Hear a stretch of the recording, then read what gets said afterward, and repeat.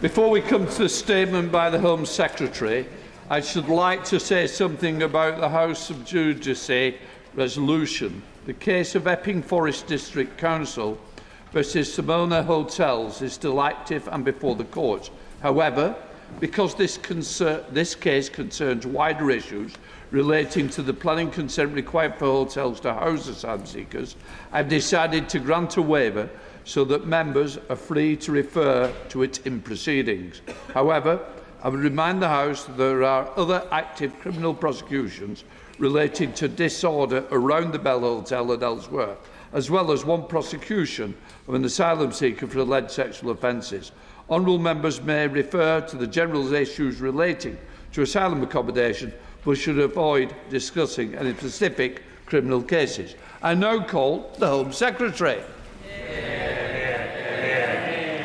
Thank you, Mr. Speaker. With permission, I will update the House on actions that we are taking with France to strengthen our border security and the next steps on our reforms to the asylum system.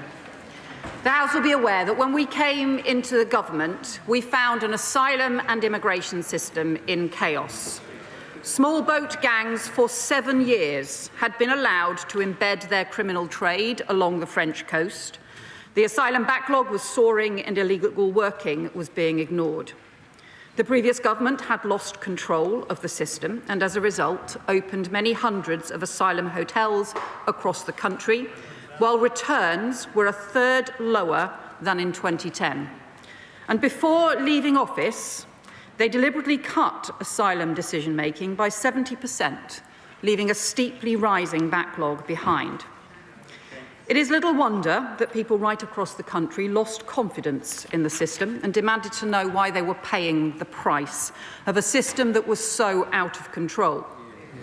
But that does not mean that people rejected the long and proud history of Britain doing our bit to help those fleeing persecution or conflict, including in the past decade families from Ukraine, Syria and Hong Kong. Because it is the British way to do our bit alongside other countries to help those who need sanctuary.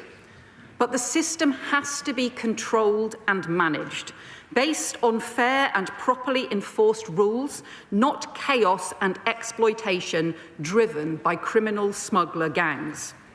And it is exactly because of our important tradition that substantial reforms are needed now. In our first year in government, we've taken immediate action, laying the foundations for more fundamental reform. We have restored asylum decision-making and then rapidly increased the rate of decisions. Had we continued with the previous government's freeze on asylum decisions, thousands more people would have been in hotels and asylum accommodation by now.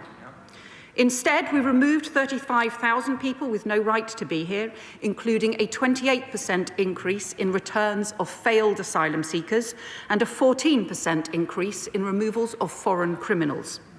We've increased raids and arrests on illegal working by 50%, and we cut the annual hotel bill by almost £1 billion in the last financial year. We are rolling out digital ID and biometric kits so immigration enforcement can check on the spot whether someone has a right to work or a right to be in the UK. And on channel crossings and organised immigration crime, we are putting in place new powers, new structures and new international agreements to help dismantle the criminal industry behind the boats. So I want to update the House on the further steps we're now taking. In August, I signed the new treaty with France, allowing us for the first time to directly return those who arrive on small boats.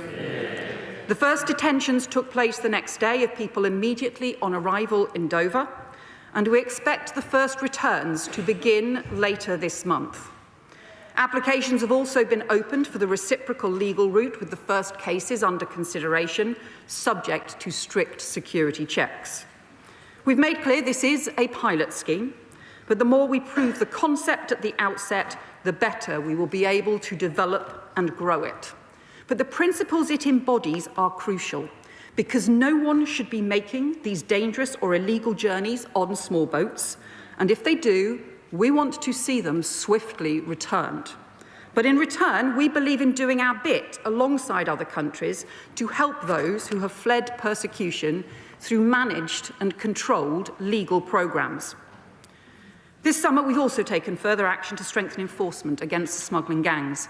France has reviewed its maritime approach to allow for the interception of taxi boats in French waters, and we will continue to work with them to implement this change as soon as possible. In the last year, the National Crime Agency has led 347 disruptions of immigration crime networks, their highest level on record, and a 40% increase in a year. Over the summer, we announced a £100 million uplift in funding for border security and up to 300 more personnel in the National Crime Agency focusing on targeting the smuggler gangs. And the border security bill will give them stronger powers, counter-terrorism powers against smuggler gangs, powers to seize and download mobile phones of small boat arrivals, and the power to ban sex offenders from the asylum system altogether. Mr. Speaker, if opposition parties work with us to speed passage through the other place instead of opposing the bill, those powers could be in place within months, making our country safer and more secure. Let me turn now to the major reforms that are needed to fix the broken asylum system that we inherited. Although we have increased decision-making and increased returns, the overall system remains sclerotic, outdated and unfair.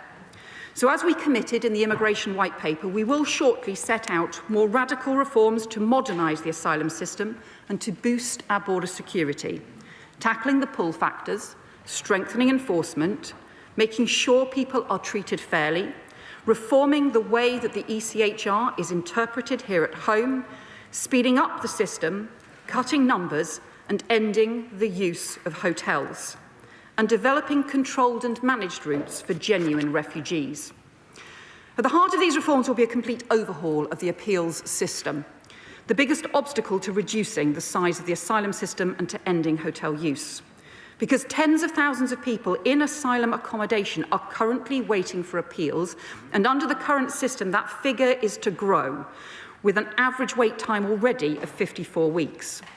So we have already funded thousands of additional sitting days this year, and the Border Security Bill will introduce a statutory timeframe of 24 weeks, but we need to go further. So we will introduce a new independent body to deal with immigration and asylum appeals, fully independent of government, staffed by professionally trained adjudicators with safeguards to ensure high standards, but able to surge capacity as needed to accelerate and prioritise cases, alongside new procedures to tackle repeat applications and unnecessary delays. We're also increasing detention and returns capacity, including a 1,000-bed expansion at Campsfield and Haslar, with the first tranche of additional beds coming online within months to support many thousands more in forced removals each year. And our reforms will also address the overly complex system for family migration, including changes to the way that Article 8 of the ECHR is interpreted. We should be clear, international law is important. It is because other countries know that we abide by it that we have been able to make these new agreements with France to return people who arrive on small boats, to make new agreements with Germany to stop the warehousing of small boats by criminal gangs, and to explore returns hubs partnerships with other European countries. But we also need the interpretation of international law to keep up with the realities and challenges of today's world. But there is one area where we also need to make more immediate challenges. The current rules for family reunion for refugees were designed many years ago to help families separated by war, conflict and persecution. But the way they are now being used has changed. Even just before the pandemic, refugees who applied to bring family to the UK did so on average more than 1 or 2 years after they had been granted protection, long enough for them to be able to get jobs or find housing or be able to provide their family with some support. In Denmark and Switzerland, currently those granted humanitarian protection are not able to apply to bring family for at least 2 years after protection has been granted. But here in the UK now, however, those applications come in on average in around a month after protection has been granted, often even before a newly granted refugee has left asylum accommodation. As a consequence, refugee families who arrive are far more likely to be seeking homelessness assistance. And some councils are finding that more than a quarter of their family homelessness applications are linked to refugee family reunion. That is not sustainable. Currently, there are also no conditions on family reunion for refugee sponsors, unlike those in place if the sponsor is a British citizen or a long-term UK resident, and that is not fair. Finally, the proportion of migrants who have arrived on small boats and who then apply to bring family has also increased sharply in recent years, with signs that smuggler gangs are now able to use the promise of family reunion to promote dangerous journeys to the UK. Mr. Speaker, we continue to believe that families staying together is important, and it's why we will seek to prioritise family groups among the applicants to come to Britain under our new deal with France. But reforms are needed. So in our asylum policy statement later this year, we will set out a new system for family migration, including looking at contribution requirements, longer periods before newly granted refugees can apply, and dedicated controlled arrangements for unaccompanied children and for those fleeing persecution who have family in the UK. And we aim to have some of those changes in place for the spring. But in the meantime, we do need to address the immediate pressures on local authorities and the risks from criminal gangs using family reunion as a pull factor to encourage more people onto dangerous boats. Therefore, we are bringing forward new immigration rules this week to temporarily suspend new applications under the existing dedicated refugee family reunion route. Until the new framework is introduced, refugees will be covered by the same family migration rules and conditions as everyone else. Mr. Speaker, let me turn next to the action we're taking to ensure that every asylum hotel will be closed for good under this government. Not just by shifting individuals from hotels to other sites, but by driving down the numbers in supported accommodation overall. And not in a chaotic way through piecemeal court judgments, but through a controlled, managed and orderly programme. Driving down inflow into the asylum system, clearing the appeals backlog, which is crucial, and continuing to increase returns. Within the asylum estate, we are reconfiguring sites, increasing room sharing, tightening the tests for accommodation and working at pace to identify alternative, cheaper and more appropriate accommodation with other government departments and with local authorities. And we're increasing standards and security and joint public safety cooperation between the police, accommodation providers and the Home Office to ensure that laws and rules are enforced. Mr. Speaker, I understand and agree with local councils and communities who want the asylum hotels in their communities closed, because we need to close all asylum hotels and we need to do so for good. But that must be done in a controlled and orderly manner and not through a return to the previous government's chaos that led to the opening of hotels in the first place. Finally, Mr. Speaker, let me update the House on the continued legal and controlled support that we will provide for those facing conflict and persecution. We will continue to do our bit to support Ukraine, extending the Ukraine Permission Extension Scheme by a further 24 months, with further details to be set out in due course. We're also taking immediate action to rescue children who have been seriously injured in the horrendous onslaught on civilians in Gaza so they can get the health treatment they need. And the Foreign Secretary will update the House shortly on the progress to get those children out.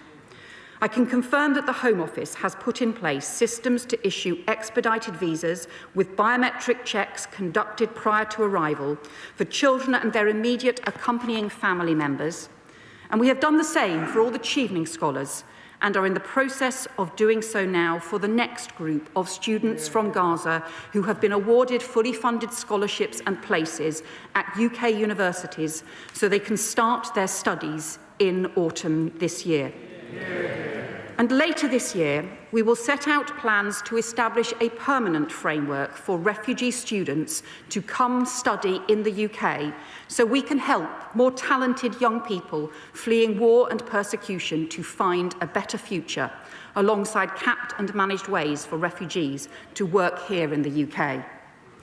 Mr. Speaker, this government is determined to fix every aspect of the broken system we inherited and to restore the confidence of the British people. Solving problems, not exploiting them. A serious and comprehensive plan, not fantasy claims based on sums that don't add up or gimmicks that failed in the past. What we will never do is seek to stir up chaos, division or hate, because that is not who we are as a country, and that is not what Britain stands for. A practical plan to strengthen our border security, to fix the asylum chaos and to rebuild confidence in an asylum and immigration system that serves our national interest, protects our national security and reflects our national values. Because when we wave the Union flag, when we wave the St George's flag, when we sing God Save the King and celebrate everything that is great about Britain and about our country, we do so with pride because of the values that our flags, our king and our country represent. Togetherness, fairness and decency, respect for each other, respect for the rule of law. That is what our country stands for. That is the British way to fix the problems we face, and I commend this statement to the House. Shadow Home Secretary Criswell.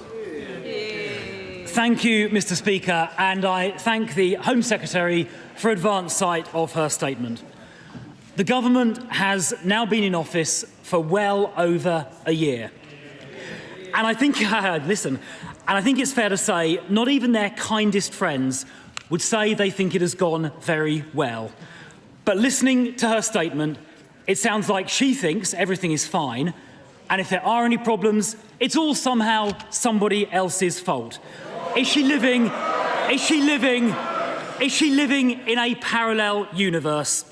After over a year in office, she must now take responsibility for what is happening under this government.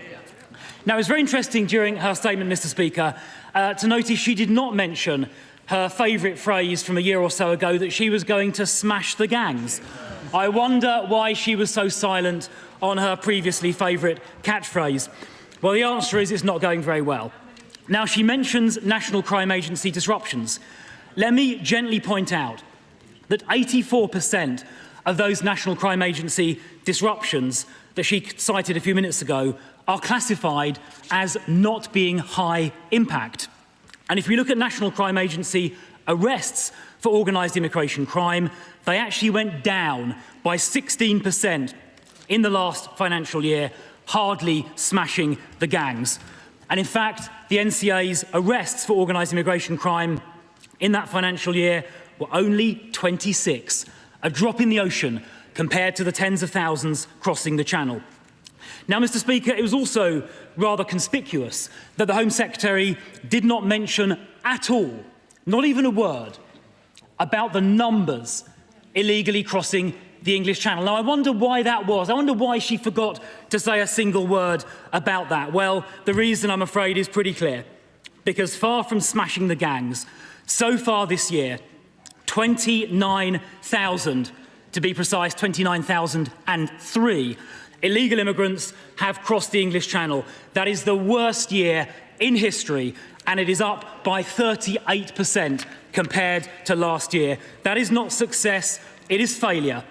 Things are not getting any better, they are getting worse. This government is failing, and everyone can see it. That is why there are protests up and down the country, and where those protests are peaceful, I support them. That is why, this is a shocking figure, 75%, let this sink in, 75% of the public think the government is handling immigration and asylum badly. 75%. Now, let me turn to hotels. Now, in the 9 months before the last general election, 200 hotels were closed down, including the Bell Hotel in Epping. But since 200 hotels closed down, but since the election, the numbers in asylum hotels have actually gone up by 8%. Now, had that previous trend of closures continued, today there would be no asylum hotels open at all. But I asked the Home Secretary to confirm this. Will she confirm that she will not reduce hotel usage, simply by shunting asylum seekers from hotels and into flats and HMOs, which are desperately needed by young people? Will she give the House that categoric assurance? Now, Mr. Speaker, last week, the Home Secretary's lawyers said that the rights of illegal immigrants are more important than the rights of local people in places like Epping. And when this was expressly put in those terms to the Education Secretary yesterday on the Trevor Phillips programme, in those words, she shamefully agreed. Those statements are a disgrace. Does the Home Secretary realise how angry that makes people feel? It speaks of a government not on the side of the people in this country.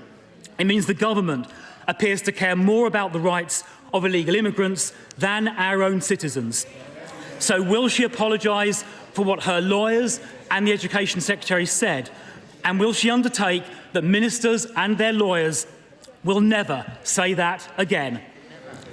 Now, Mr. Speaker, the Home Secretary talks about her returns deal with France. Now, it has been reported that it will only return about 50 people a week, amounting to 6% of arrivals. Does she accept that allowing 94% of illegal arrivals to stay will act as no deterrent at all? Does she accept that? And if she doesn't accept this figure of 50 a week, will she tell the House exactly how many immigrants crossing the Channel will in fact be returned under her deal? Now, she may recall that back in July, we were told by the government that the first returns would happen within weeks. That was back in July. Will she confirm to the House that the number who have actually been returned so far is precisely 0? Now, she also said to the House a couple of minutes ago that there would be security checks on those people reciprocally taken from France into the UK. But will she confirm that her agreement with France expressly says the French government will not provide the UK government with any information at all, any personal data about those migrants? So if there are criminal convictions, if there are suspicions about extremism or terrorism, the French government will not provide information to us. And if that is true, as her agreement says, how can she possibly conduct security checks? Now, Mr. Speaker, the Home Secretary talked about tweaks to family visa rules. Let me be clear about the opposition's position on this. If someone enters this country illegally, they should not be allowed to bring in any family members. In fact, everybody entering this country illegally should be immediately removed to their country of origin, if possible, and if not possible, to a safe third country such as Rwanda, a scheme which she cancelled just days before it was due to start. The public expects that approach. The public expects that approach, an approach which she cancelled because the numbers crossing the Channel so far this year have been the worst ever, the worst in history. And it's not just the numbers are high. Hundreds of migrants having crossed, living in those hotels, have been charged with criminal offences, including sexual assaults on girls as young as 8 years old and multiple rapes. This is not just a border security crisis, it is a public safety crisis as well, and people up and down this country are furious. That is why they are protesting, and that is why 75% of the public think this government is failing on asylum and immigration. Now, if this government were serious about fixing this problem, they would know that little tweaks here and there are not enough. Tweaks to Article 8 are not going to be enough. Tweaking the family reunion rules are not enough. Returning, maybe if we're lucky, 50 people a week to France is not going to be enough. Maybe intercepting a few boats, worthy though that is, it is not going to be enough. The only way these crossings will stop, the only way we're going to get control of our borders back, is if everybody crossing the Channel knows they will get returned. Now, we tabled a bill to do that in Parliament a few weeks ago. We had a plan to do that, the Rwanda bill. We need to go further by disapplying the Human Rights Act, not just tinkering with Article 8, disapplying the entire Human Rights Act from immigration matters. If the government was serious, that is what they will do. So I have one last question for the Home Secretary. If she really wants to control our borders, if she really wants to get down the record numbers that have been crossing on her watch, she would back our plan, she would disapply the Human Rights Act in its entirety from immigration matters, and she would ensure that every single person crossing the Channel was immediately removed. Well, Mr. Speaker, I do worry about the Shadow Home Secretary's amnesia. And the 14 years that his party was in government, in which they never managed to do any of the fantasy things that he claims. So coming back to the reality rather than the fantasy rhetoric that he said, he talked about the approach that his previous government was taking before the election. So it's worth reminding the House of what that approach was. Asylum decisions dropped by 70%. They effectively had a freeze on taking asylum decisions, and they were returning those asylum seekers nowhere. Not to France, not to the safe countries that people had passed through, not to Rwanda, despite running the scheme for more than 2 years. Only 4 volunteers went at a cost of £700 million. Their approach left us with a backlog that was soaring. And had we continued with that totally failed approach, not taking asylum decisions, not returning people anywhere, there would have been tens of thousands more people in asylum accommodation, in asylum hotels across the country right now. That is the kind of chaos that his policies were heading towards, and that is the kind of chaos that he is promising again now. The House will remember his personal record, obviously, where small boat arrivals went up tenfold on his watch when he was an immigration minister, and where the less than 1,000 asylum seekers were in hotels by the time he became immigration minister, more than 20,000 by the time that he left. His new concern for local councils, well, he was the immigration minister who actually wrote to local authorities to tell them he was stopping the requirement for local authorities to agree to accommodation, saying, I have instead authorised providers to identify any suitable properties that they consider appropriate. So, Mr. Speaker, we agree with communities across the country that asylum hotels must all close. And I understand too why councils individually want to take action in their area. But I would say to the Shadow Home Secretary, a party that wants to be in government should have a proper plan for the whole country, not just promote a chaotic approach that ends up making it worse in lots of areas. But that actually is their record. The reason that we have asylum hotels in the first place is because they did no planning. They let Manston chaos get out of control, and both the Shadow Justice Minister, when he was Immigration Minister, as well as the Shadow Home Secretary, rushed around the country, opening hotels instead of taking a practical, steady approach that gets to the heart of the problem, that reduces the asylum system, that strengthens our border security and tackles and reforms the appeals that are causing the huge delays now. And as the final point, Mr. Speaker, this government strongly believes that sex offenders should be banned from the asylum system altogether. That is why we have put those details into the Border Security Bill, a bill that his party has voted against time and again, is still resisting in the House of Lords, a bill which, if opposition parties supported us and worked with us, we could have that law on the statute book. We could have those stronger powers against sex offenders. We could have the stronger powers on counter-terrorism powers to go after criminal gangs. We could have the stronger powers in place to tackle the offences that are being committed in the Channel and across the country as well. The trouble is, what the party opposite is doing in opposition is actually an even worse version of what they did in government, ramping up the rhetoric with policies that would just make the chaos worse. This government will fix the chaos that we inherited and strengthen our border security for the sake of the whole country. Judy Gosling. Thank you, Mr. Speaker, and thanks, Secretary of State, for everything which has been revealed today, which will make a difference. I would like to ask, however, as we move from hotels into community distribution, how we can ensure that there is sufficient vetting and transparency in the asylum dispersal, especially for groups known to be high risk, in order to safeguard our residents, restore faith in our communities and prevent disorder and the threats of disorder as we've seen in Nuneaton this summer. Well, my honourable friend makes a really important point, and anyone who comes to our country needs to abide by our laws. The rules need to be enforced, and we also believe that new partnership and stronger measures are needed between policing and immigration enforcement and the Home Office as well, around making sure that there are proper public safety plans around the asylum estate. We are drawing up new arrangements, including stronger checks at the border, but also stronger arrangements in local communities as well, and I recognise the important points that she is making. Liberal Democrat spokesperson Lisa Smart. Much, Mr. Speaker, and I'm grateful, as I always am, to the Home Secretary for advance sight of her statement.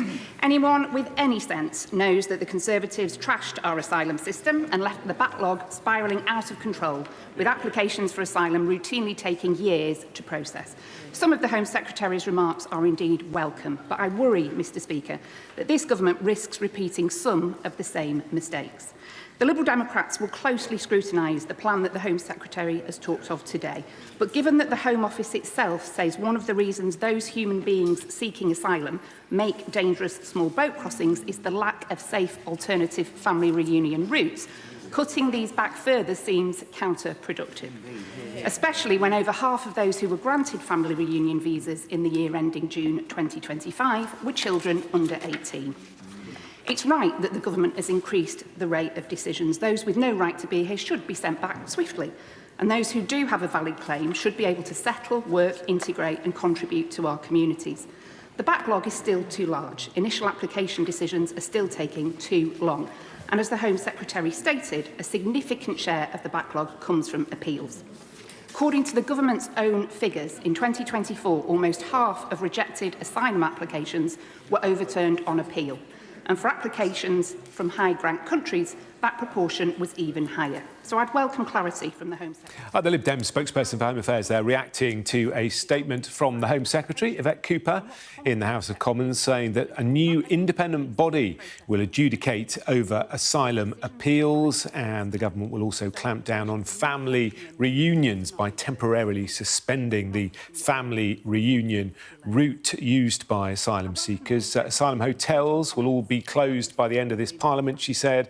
She also talked about understanding the concerns of local communities, but closing hotels must be done in a controlled and orderly manner, and said that the government expects returns under the France deal to be taking place this month. Let's bring in our political correspondent. It's worse, not better. The Home Secretary rightly also mentioned the impact on local authorities. When individuals leave hotels, many present as homeless, creating an unsustainable burden on councils, including my own. Could the Home Secretary explain how she's working with MHCLG to support councils and ensure that this crisis is not simply shifted from one overstretched system to another?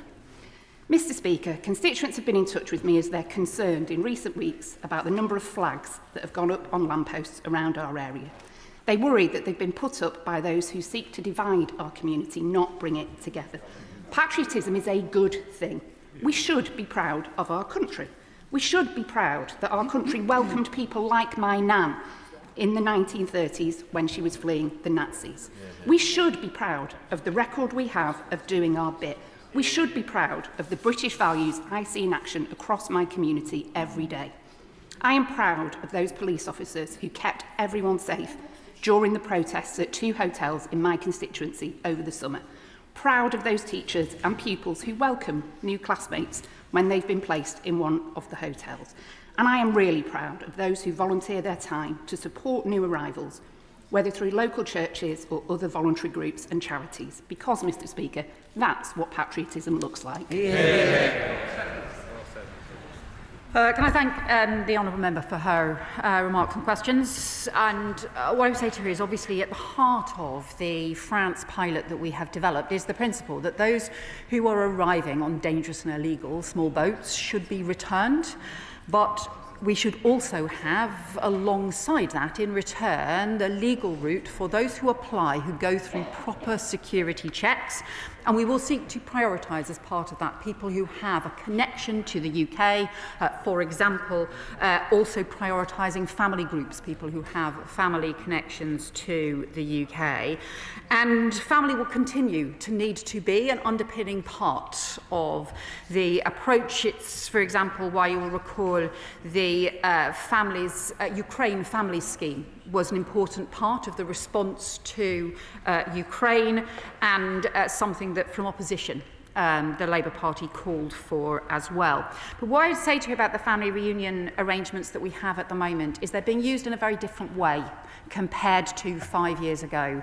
And the way in which the number of people who are applying immediately before they have a job, before they have a house, before they have any way of being able to support their families, and instead, as a result, are increasing the homelessness pressures on local authorities at a time when we need local authorities not just to be able to do their bit to be able to help clear hotels, but also, crucially, to be able to provide homelessness support in the local community. And that is why making sure that the refugee arrangements around families actually doesn't put that additional pressure on the homelessness system, I think, is important. That's why we will set out reforms, and we will ensure that in the interim the refugees are included under the existing arrangements that apply to everybody, to all sponsors in the UK for family reunion as well. On the appeals issue, we obviously need to speed it up. The average appeal time is now 54 weeks. That is far too long, but also some appeals go on for way longer than that, and we have people who are in asylum accommodation for years with repeat appeals. That is preventing the closure of asylum hotels that needs to take place, and it's why we need the reforms.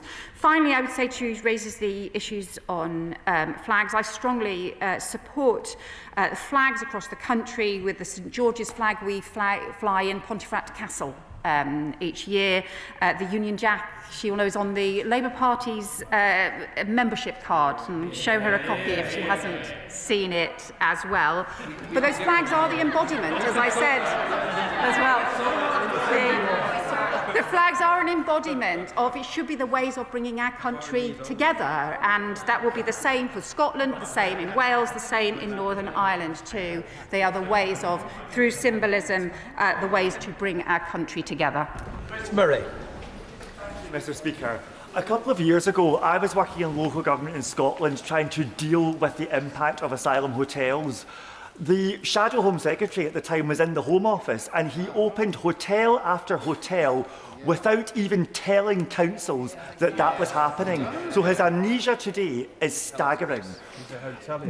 5 years ago, we didn't have asylum hotels. The reason we do now is because the last government signed a contract with private providers that has cost billions and is not just putting pressure on communities, it is a procurement scandal as well. Will the Home Secretary commit to reading the Home Affairs report that we are about to publish on this issue, and to looking as creatively as she can at managing these asylum contacts to get the best deal for the taxpayer? Well, I do look forward to reading the Home Affairs Select Committee's report, and I thank him for his work on the Home Affairs Select Committee.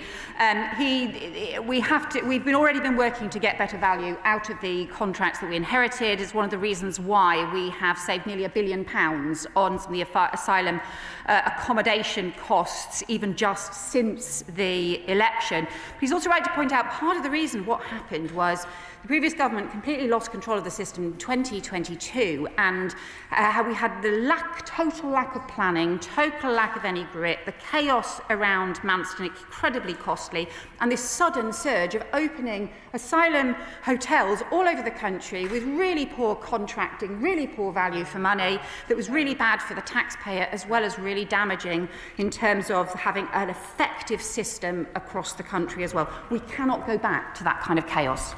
Dr. Neil Hudson. Thank you, Mr. Speaker. Home Secretary, please. We have a tinderbox situation in Epping.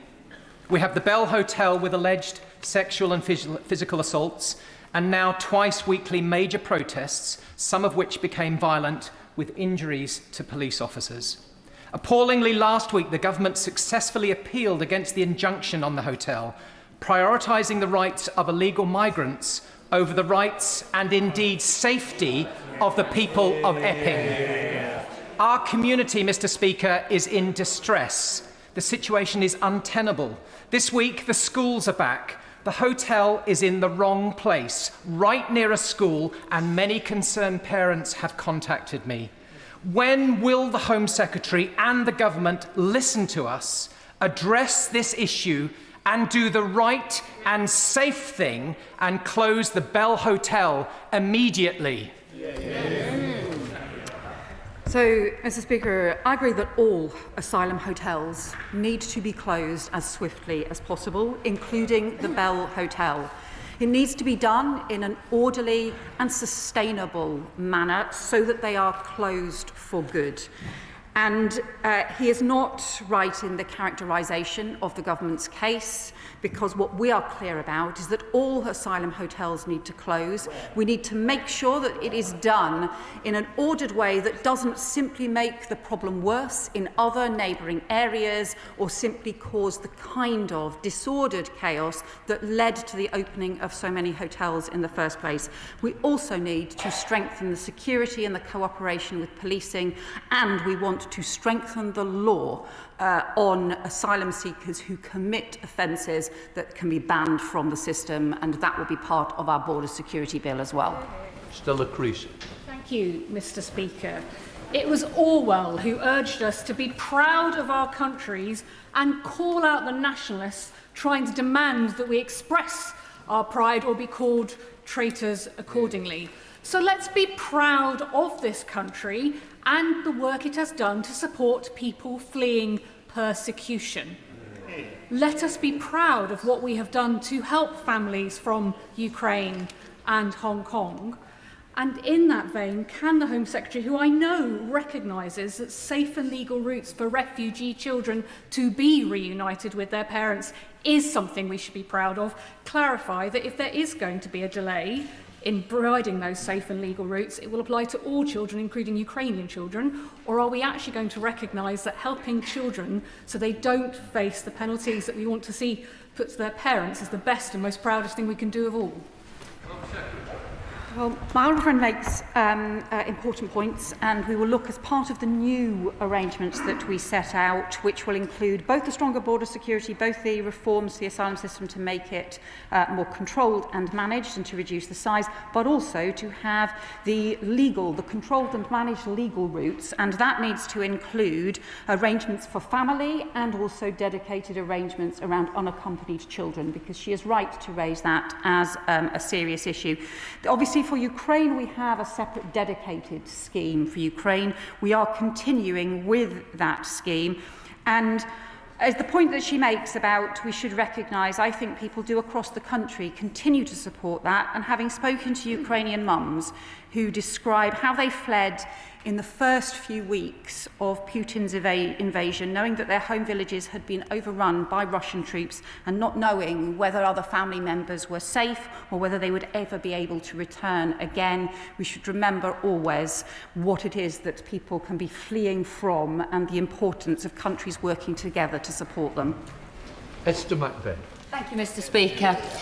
Does the Home Secretary believe the rights of the people coming over the channel in dinghies should take precedence over the rights of local residents in places like Epping, as her lawyers argued for in court and as the Education Secretary said in an interview at the weekend?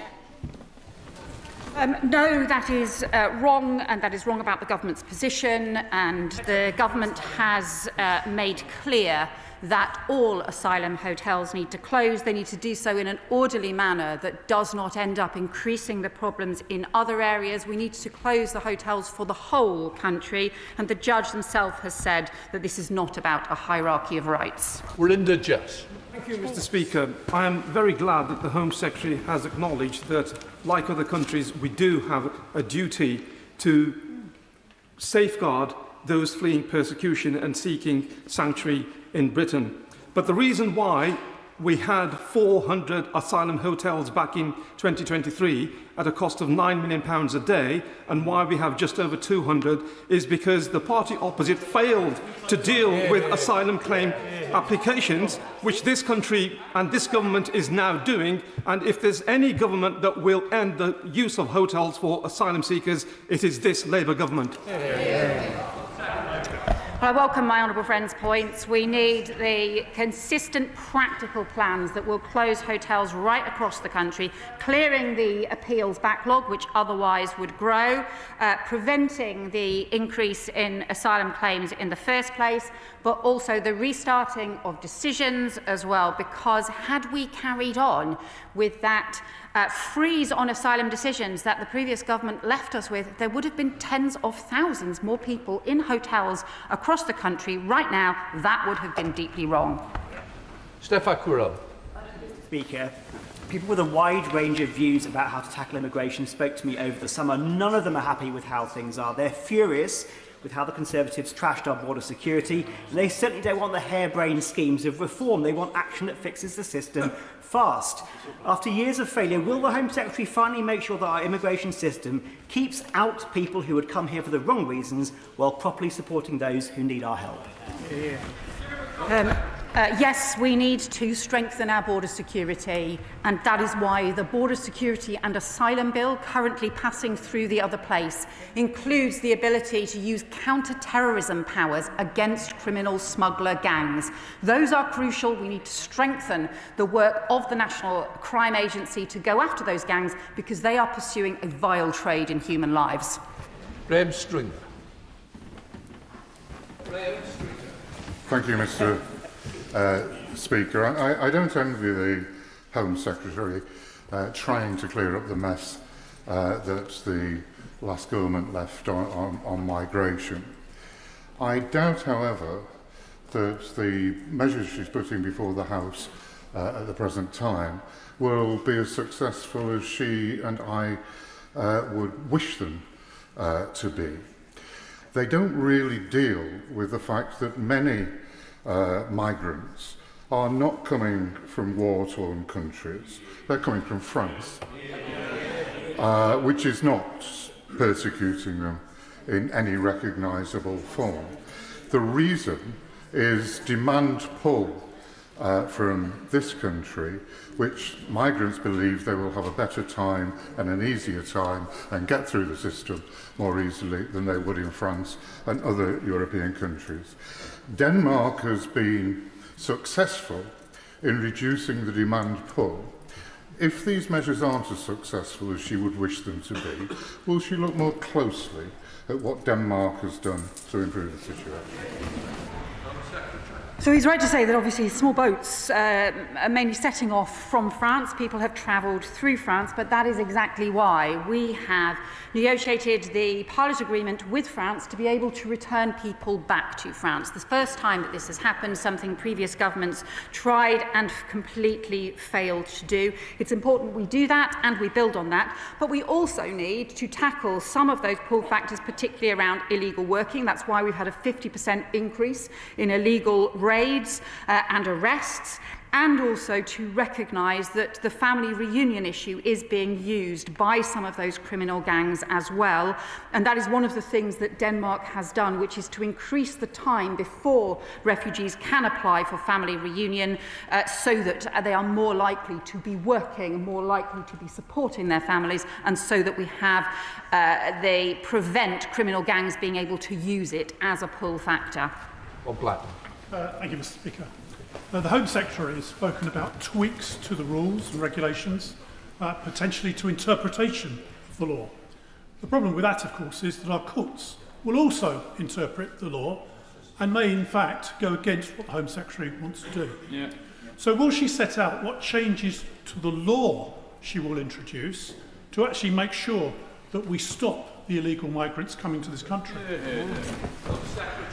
Well, I do agree with him we need to change the law. So first, obviously, we have the Border Security and Asylum Bill, which is bringing in a whole series of changes around counter-terrorism powers, around banning sex offenders from the asylum system, around a new offence on endangerment. But we also believe that new legal changes are going to be needed to the asylum system. We will bring forward further legislation in order to do that, and we will set out later this year detailed reforms, not just on appeals, but more widely around the asylum system in order to be able to tackle some of both the historic chaos and also the delays in the system to get the system back under control. Sally James. Thank you, Mr. Speaker. As many are aware, there is a number of well-known delivery companies and other companies, in fact, who are employing asylum seekers with no right to work, and this is helping to incentivise the boat crossings and ultimately undermine our national security. So will the Home Secretary liaise with the Treasury before the budget to discuss bringing a windfall tax on some of these delivery companies so they can start contributing to the cost of a problem that they are helping to exacerbate? Yeah. Well, my honourable friend raises an important point about the gig economy and needing to ensure that the gig economy does not become rife for abuse and misuse around illegal working. That is why we are bringing in, again, in the Border Security Bill, which unfortunately opposition parties, the Conservatives and Reform, have continued to vote against, but bringing in that bill the requirements for employers in the gig economy to also abide by the checks on illegal working, and it's why we've also signed recently a new agreement with some of the major delivery companies to share information so that we can target abuse and crime. Pete Wishart. What a country the UK is becoming, and rarely has the national mood been so ugly and intimidating. People congregating at hotels, screaming at asylum seekers to go home. The right wing so emboldened that they feel the streets belong to them. Doesn't she realise that every time she moves onto the ground of reform, all she's doing is further encouraging and emboldening them? How about trying something different? How about just occasionally saying something positive about immigration? How about not dehumanising asylum seekers and showing them some compassion, decency and humanity? Yeah. Well, I would just point out to the honourable member that I have spoken about Ukrainian mums and the experiences that they had fleeing from Putin. I have spoken about the students in Gaza who currently can't take up their places and who we are working to do expedited visas so that they can pursue a better future, and the importance of having a proper legal and controlled routes as part of an effective system, and that has been part of our history. But we also have to have a system that is properly controlled and managed. We also have to have a system that is not open to abuse and misuse and exploitation by criminal gangs. And we also have to have stronger border security so that it is government and not gangs that chooses who to come to our country. Dame Meg-Hillier. Thank you, Mr. Speaker, and I welcome the Home Secretary's statement. A lot to unpick, including more detail on this new appeals system. But one of the key concerns when I was in the Home Office many years ago was that the poor legal advice that people were getting early on and the lawyers who were putting them through many hopeless hoops to extend their stay unnecessarily, putting them in a miserable situation, costing the taxpayer and creating chaos and duplication in the system. Is she looking at what legal advice people will get at an early stage so that those appeals and processes can be expedited? Margaret, I know, is former Home Office Minister, has a lot of experience in dealing with issues around immigration cases as well, and some of the real concerns around some of both the advice that people are given, decisions, the way in which decisions are made. We are strengthening some of the regulation issues and some of the ways in which the system works around legal advice as part of the Border and Security Bill, and I'd be happy to talk to her about this issue further. Lincoln John. Thank you, Mr. Speaker. In my Spelthorne constituency in Stanwell, we have the Stanwell Hotel, which is being used to house asylum seekers. I wrote to Home Office ministers on the 24th of July, again on the 25th of July, and again on the 29th of July, and I have had zero responses to any of those letters. So please, will the Home Secretary show some respect to my constituents and the people of Spelthorne and reply to their questions and concerns? Well, I will ensure that the honourable member gets a written response to his questions, but let me also make clear that all asylum hotels, including the hotel in his constituency, need to close. They need to do so in an orderly manner, and they need to do so in a way that doesn't make the problem worse elsewhere or create more chaos, as we have seen in the past. That is the best way for us to reduce the size of the asylum system, to clear all of the backlogs, and to make sure that we have an effective system in place. Alistair Trapper. Thank you, Mr. Speaker. The ECHR is an important bedrock, not just in protecting vulnerable people's rights here in the UK, but also our strong international relationships abroad, which have been crucial not just to securing that returns deal with France, but also cooperation with Germany and other European partners to finally clamp down on the dire scourge of people smuggling gangs that we inherited. So leaving it fully cannot be a solution to the problems.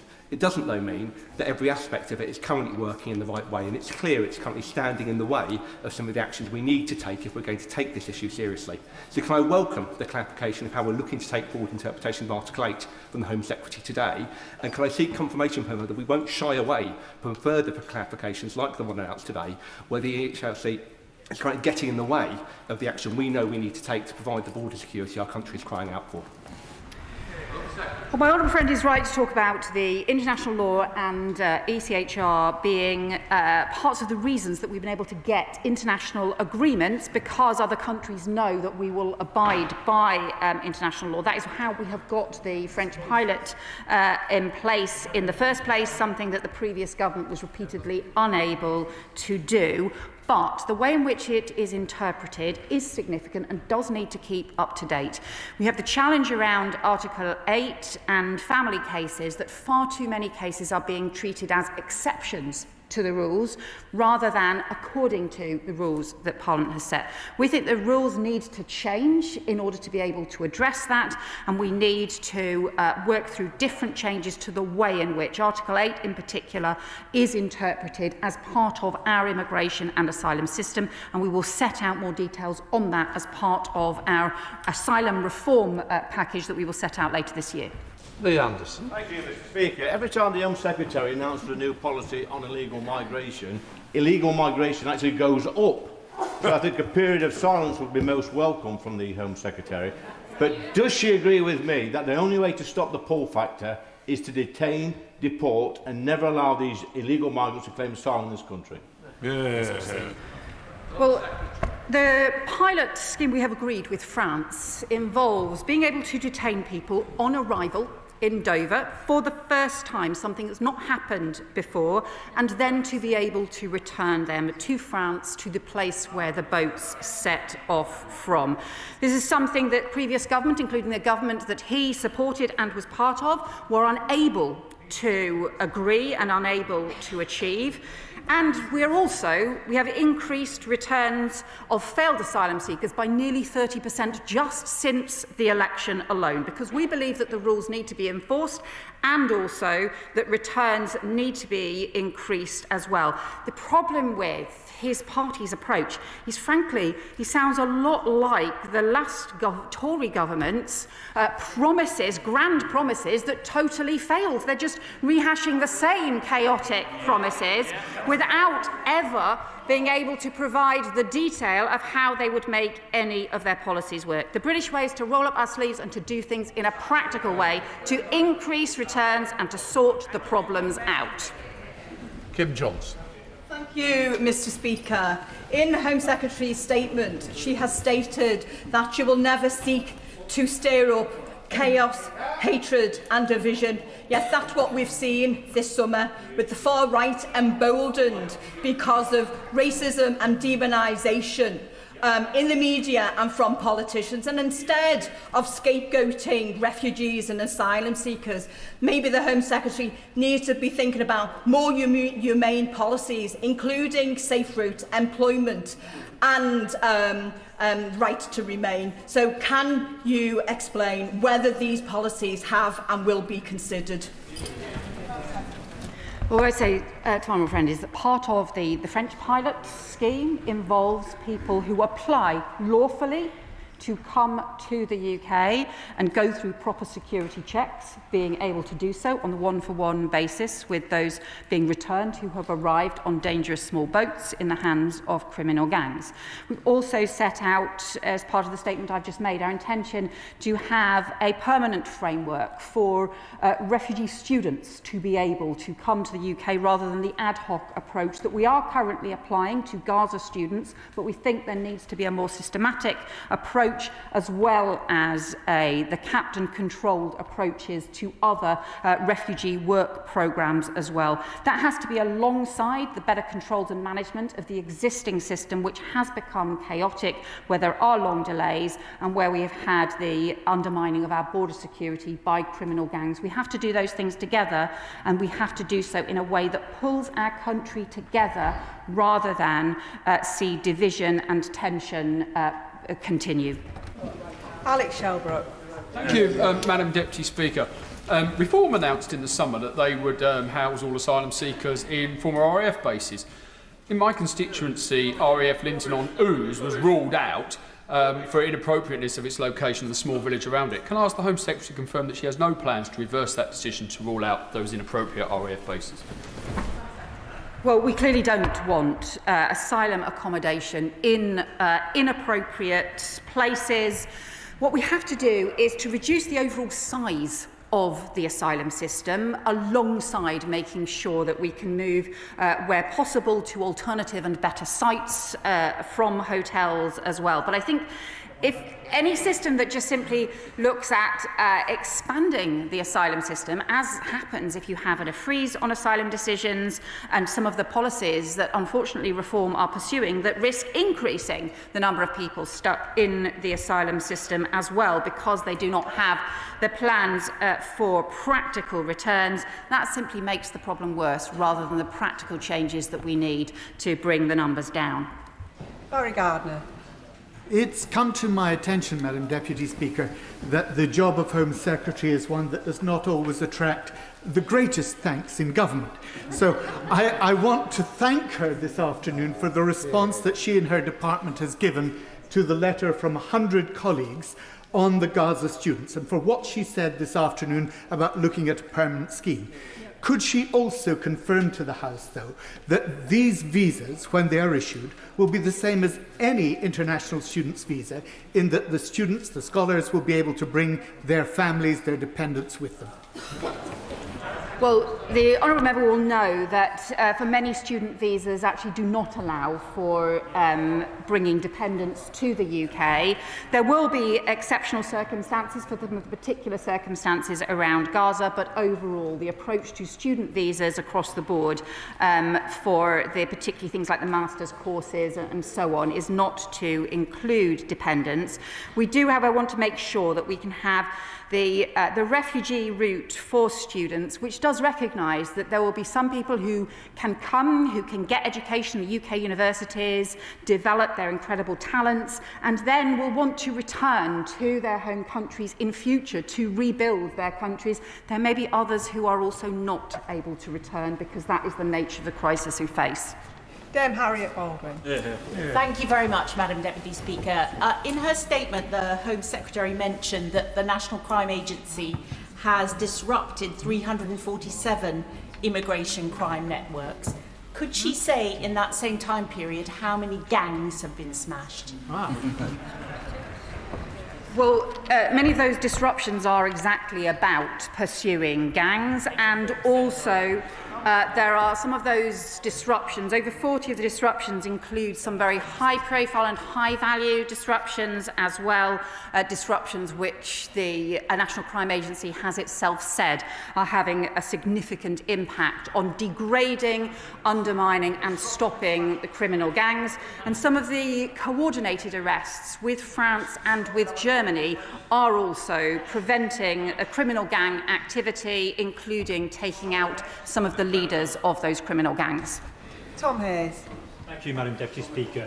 Is it any wonder that an honourable member opposite described the Shadow Home Secretary's asylum policy as silly when it was the Conservative government which failed to process claims, filled up hotels, left people in limbo, and broke the bank in the process, just as it broke the bank on everything that it touched. Opening asylum hotels did not happen on our watch. We want to shut them. Asylum hotels, what? Asylum hotels did not happen on our watch. We want to shut them. We want to save the public purse significant sums of money. We want to get this system right. Will the Home Secretary tell the people of Bournemouth East that I represent how she is speeding up that process of closing asylum hotels here in Bournemouth and in Britain? Command First Friend is right. We need to end asylum hotels across the board. That means making sure that we can clear the appeals backlog through major appeals reform, because that is currently the biggest cause preventing faster closure of hotels at the moment. It means also preventing people taking up accommodation in the first place when they should not be entitled to, and it means looking for alternative sites where they are more appropriate, including working with other government departments in order to be able to do so. But it also crucially means recognising that the system that we inherited, if we had carried on with that, not taking asylum decisions, just this frozen system, which the previous government was not returning people and they were not taking asylum decisions, that would have left us with tens of thousands more people in asylum hotels. That is the system that they want to go back to. That would be deeply damaging for his constituents and for the country. Tim Farron. Madam Deputy Speaker, providing safer routes for refugees, it's not going to eradicate the entire problem. None of us are saying that it is, but it's surely part of the solution to stopping trafficking across the Channel. So isn't it just cruel madness to restrict family reunion, one of the few safe routes that actually currently exist? Particularly when we know that 93% of refugee family reunion visas this year were to 93% to women and children. Won't this increase the number of people putting themselves at the mercy of evil traffickers? Won't this increase the number of tragedies in the Channel? So I know that this is an issue that the Honourable Member has taken a very strong interest in over a long period of time. What I would say to him is that since he and I think, probably first started discussing this issue many years ago, the way in which the family reunion system is being used has changed. And so it has gone from people applying after they had had refugee protection here in the UK for maybe a year or 2 years to applying in around a month. And that means that those people applying have often not left asylum accommodation or asylum hotels. They don't have housing, they don't have jobs, they don't have ways in which to support family members who they seek to bring to the UK. And we've also seen issues around risks that criminal gangs are using it and exploiting it. That is why we are temporarily pausing the existing refugee family reunion, and we'll be consulting on what are the new arrangements that should be brought in, that we would aim to bring in some of those arrangements by this spring. In the interim, the refugees will be covered by exactly the same rules as everyone else and the same conditions as everyone else through the Appendix FM process.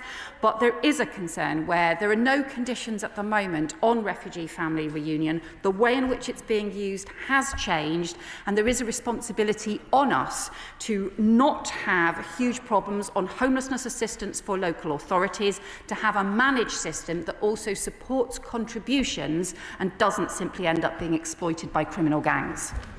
Debbie Abrams. Madam Deputy Speaker, and I thank the Home Secretary for her statement. I recognise the complexity of the issues that she's facing. I was very struck with Lord Dubbs on the radio this morning when he was describing his own personal circumstances. His father left Prague as soon as the Nazis invaded in 1939. He got kinder transport, one of the last ones out, and his mother followed a few months later.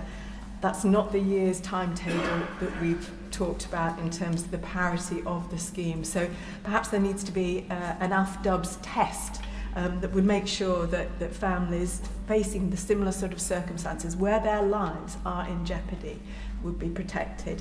He also mentioned about ensuring that people understood why people flee as refugees.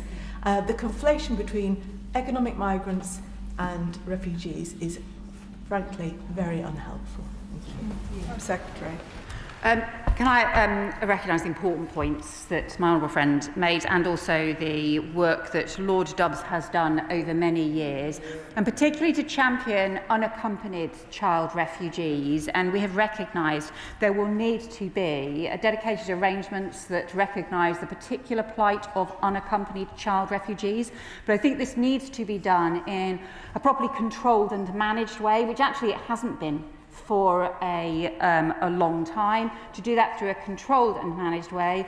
There are always, under the existing systems that will apply to everyone in the meantime through the next 6 months while we bring in the new arrangements for the future, there are always provisions for exceptional circumstances, but what we need to do is to prevent the system that we have at the moment, which is pushing significant pressure on homelessness for local authorities and also is being exploited by criminal gangs.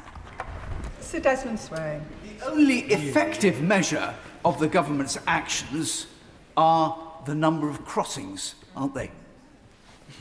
Well, I would say there's a big problem with the small boats, which where we've seen the criminal gangs change their tactics, particularly to exploit the French rules, which mean that up until now France has not been intervening in French waters, but also not just that, but also people who are claiming as a result of coming to the end of their visa, having come to the UK lawfully, and then claim asylum when nothing else has changed in their country. And we need to make sure that there are tighter rules around that, as well as action around the border security to prevent dangerous boat crossings that undermine security and also put lives at risk. Ruth Cadbury. Thank you, Madam Deputy Speaker. My constituency, like Britain as a whole, has long been home to people of all faiths and cultures who came here or whose forebearers came here from all around the world. And over the summer, we've seen the growth of ugly rhetoric, including the term Indigenous Britons. And this risks a culture of fear in many of our communities. So what is the government doing to address this insidious trend? Madam Secretary. My friend makes a really important point, because ours is a country that has been strengthened through very many generations, people coming to our shores from all over the world to work, to reunite with family, to be part of communities, to set up businesses, to be part of our public services, particularly our National Health Service, and have done so through generation after generation. That is an important part of our country and will continue to be so for the future. We have had long debates about how the immigration system, of course, needs to be controlled and managed, but also how we recognise the need for our country to come together. Whatever people's history, whatever people's family history, for people to be able to come together and be proud of the country that Great Britain is, not to be divided, not to pursue hatred, and not to pit people against each other. Carla Denyer. Madam Deputy Speaker, our communities are divided and they are scared. We, all of us, want to be with our families, and communities are at their strongest when family life is protected and supported. If the Secretary of State lifted the ban on asylum seekers working, she would be giving those who subsequently achieve refugee status a stronger footing to support their families and be ready to join our communities and not need to seek that homelessness relief that she mentions. So, instead of keeping children and their families apart, why doesn't she help families to support themselves? Madam Secretary. Well, I know that the honourable member will be as concerned as I am about the lives at risk in the small boat crossings, and we do have to do everything that we can to prevent those dangerous boat crossings, including seeing families on those boat crossings as well. But part of what the criminal gangs do, part of their sell, is to claim that it will be really easy to work, and that is work illegally, in the UK, but that is part of their pitch. It's one of the reasons why it's so important that we tackle the illegal working, because it's that promise of being able to work easily, being able to get income, that is one of the things that the criminal gangs exploit in order to get a lot of people to part with their money and to get involved in what is this criminal gang's vile trade. Patricia Ferguson. Thank you, Madam Deputy Speaker. I was struck by the comments of my honourable friend, the member for Hackney South, about the importance of good and appropriate legal advice to people seeking immigration status in the UK. And I recall 2 cases that I have where constituents have been very badly let down by the solicitors, 2 cases I've brought to the attention of the Home Secretary's Department. So, given that justice is devolved to the Scottish Government, when changes are being made to regulation around this issue, will the Home Secretary commit to discussing this with the Scottish Government and, if necessary, with the Law Council of Scotland? I welcome the points that my honourable friend makes, because we need to make sure that on the issues around legal advice around migration, because obviously immigration is not a devolved issue. Therefore, there need to be high standards around legal advice right across the country. We obviously have those discussions with all of the devolved administrations, and will continue to do so as the Border and Security Bill passes through the Parliament. Sir Gavin Williamson. Thank you, Madam Deputy Speaker. Would the Home Secretary set out how many migrants will be returned to France over the coming 12 months? Home Secretary. Well, we have set out that this is a pilot, and we want to build and grow it. There is no cap on the overall numbers to go as part of the pilot, and we need to build it as we go. What we've also said is that we won't set out the kinds of operational details that criminal gangs will simply use and manipulate along the way, but we will provide updates as each month goes by on the progress of the scheme. I think it's important for 2 ways. First of all, because it is the basis from which we can then expand and to actually be able to return people to France and undermine the model of the criminal gangs. But this is also underpinning this is a fairness principle, which is if you arrive on a dangerous illegal small boat and you pay a criminal gang, actually you should be returned. But we should do our bit alongside other countries to help those who apply through a legal route and go through proper security checks. Jessica Tarr. Thank you, Madam Deputy Speaker. This summer, my community in Bournemouth West has been deeply divided by misinformation about asylum hotels and local crime rates. This has been exploited by parts of the national media and, frankly, Conservative and Reform politicians and local activist groups as well, seeking simply to stoke fear. I, like everyone on this side of the House, stood on a manifesto to end hotel use. Yeah. So can I thank the Home Secretary for getting on with the job of restoring order to our asylum system to address the chaos left by the last government? And can she give my constituents reassurance that we remain committed to tackling the vile organised crime gangs that drive the boats, to clearing the asylum backlog, to give those who are seeking asylum the chance to restore their lives here and give them certainty, and also to ending hotel use in communities like mine and across the country? Home Secretary. Well, we have obviously, as my honourable friend said, made clear in our manifesto, we will end asylum hotel use. We need to put an end to the asylum hotel use right across the country, to do so in an orderly way. We also need to make sure that the rules are properly enforced, that laws are properly respected, and we will strengthen the law. And that is why the Border Security Bill, for example, bans sex offenders from the asylum system. It strengthens counter-terrorism powers to go after the criminal gangs.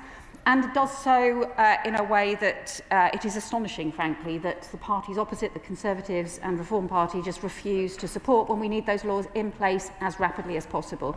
And we will do so alongside ensuring that there are proper, controlled and managed legal ways to support refugees, as our country has always done, because that is a proud part of our history. Sir Julian Lewis. Past waves of refugees who came to this country, quite rightly, had to identify themselves and come here legally. What percentage does the Home Secretary think of people who arrive illegally by small boats do so having torn up their identification documents And should such people ever be granted asylum? Home Secretary. Well, the honourable member will know that obviously there are different identity checks as part of the asylum system, that those are tested as well through the courts, and one of the things that is one of the reasons why cases, asylum claims can be turned down is if there is a lack of credibility in the application that is put in, and that can be a lack of credibility because of concerns about deliberately lost documents, for example, or not having proper identity information. It's important that we do that. That's why we're also increasing the digital ID and biometric checks as part of the ways to prevent illegal working and linking that back to the biometric asylum system as well. Alex Baker. Madam Deputy Speaker. Illegal working not only undermines the integrity of our immigration system, it also erodes trust in our communities.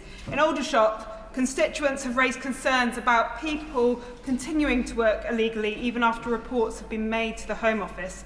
That risks leaving local people feeling that the system is neither fair nor properly enforced. I welcome that the Home Office illegal working rates are up 50%, but can the Minister update the House on what action the Government is taking to strengthen enforcement and how the Home Office is ensuring that reports made are acted on swiftly so that trust in our communities can be maintained? Madam Secretary. Well, Honourable Friend makes an important point, and we have increased illegal working arrests and raids by 50%. We've significantly increased the fines for employers who are engaged in illegal working.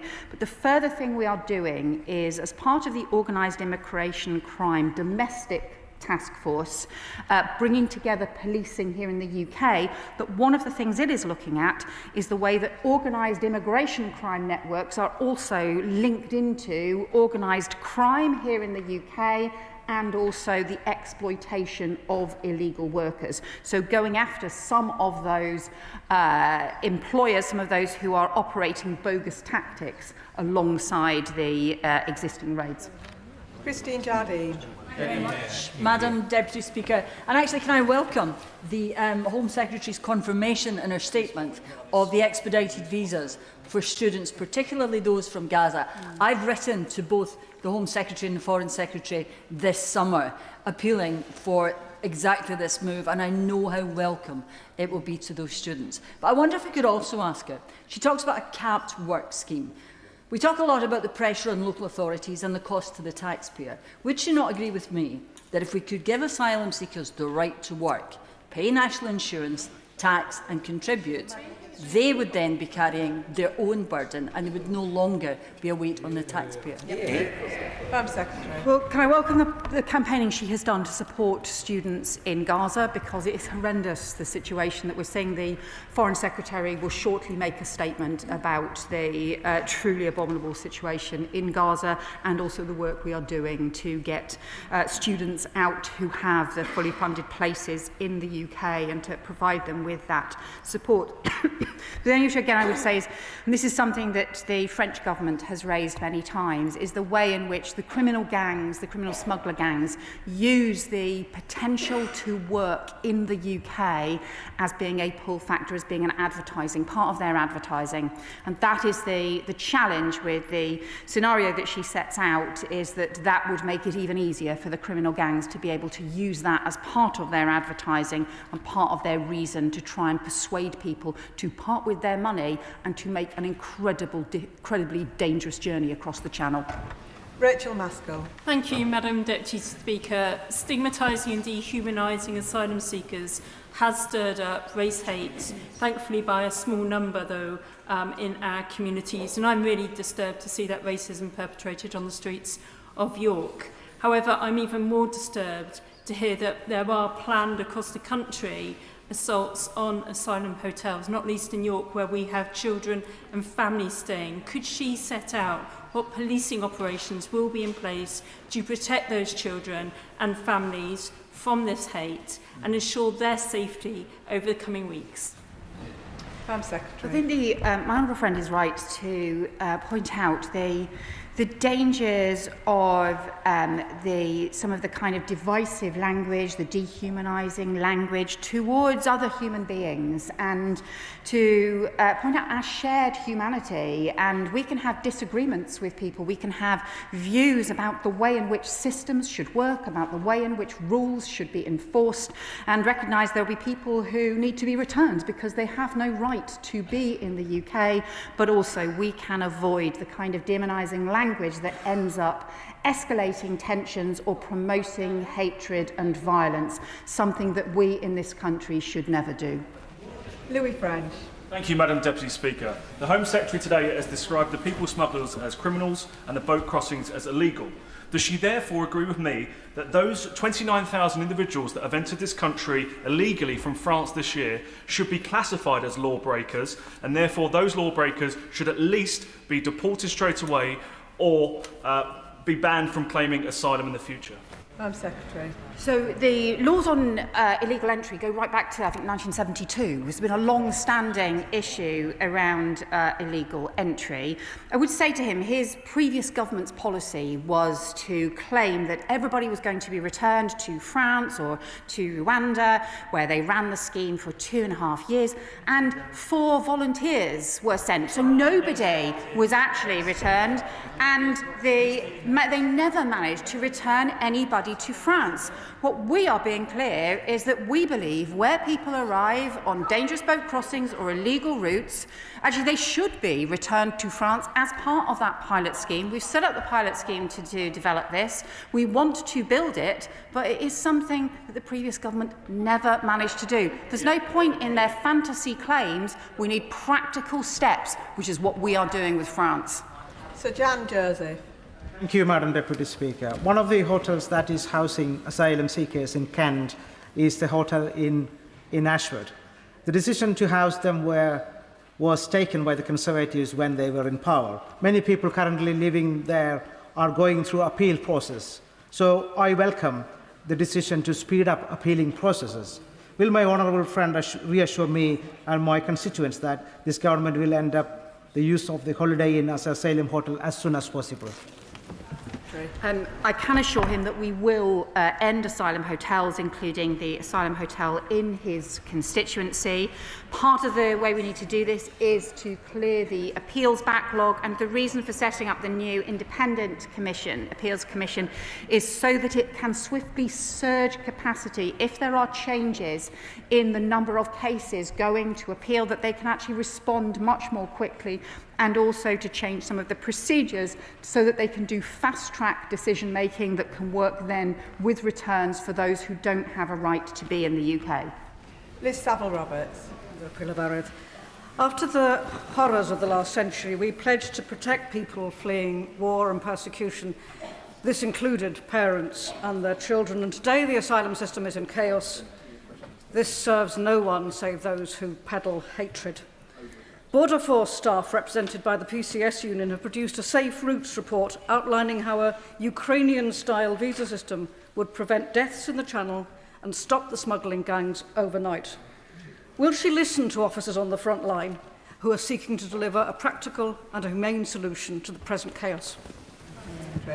Well, what I would say to the honourable member is the whole principle behind the France pilot that we want to build and grow is that people can apply through a legal process, go through proper security checks as well, but we will return people who come on these dangerous small boats facilitated by criminal gangs. Those principles, I think, are really important, that we want a system that can better return those who are being exploited by criminal gangs, undermine their business model, and who are using illegal entry. But alongside that, we do what our country has always done through history, which is to provide the legal processes controlled and managed to be able to support those who have fled persecution and conflict. It's what happened as part of the Ukraine scheme. It's what we will now seek to do as part of a refugee approach to students, and it's what we need to do to have a proper system across the board that does both things, that looks at dealing with the control, bringing more control into a chaotic system, and also having something that is true to our historic values. Clive Efford. I welcome my right honourable friend's statement today, and can I commend her for the way she's working with our neighbouring countries to try and deal with this problem. The approach of the previous government was basically to stand on the cliffs of Dover and shout abuse across the Channel and tell the Conservatives that they should keep all refugees and we would take none. So if we're going to provide a solution to this problem, it has to come from the sort of cooperation that she has been working on. And does she agree? Secretary. Well, I agree with my honourable friend. Frankly, we saw what happened under the previous government, and we saw also the system that we had inherited, where they made grand but empty claims about where people were going to be returned to, but then had none of the agreements, nothing workable in place to actually do it, and then instead just had people stuck potentially indefinitely in the asylum system, which would have meant increasing numbers of asylum hotels.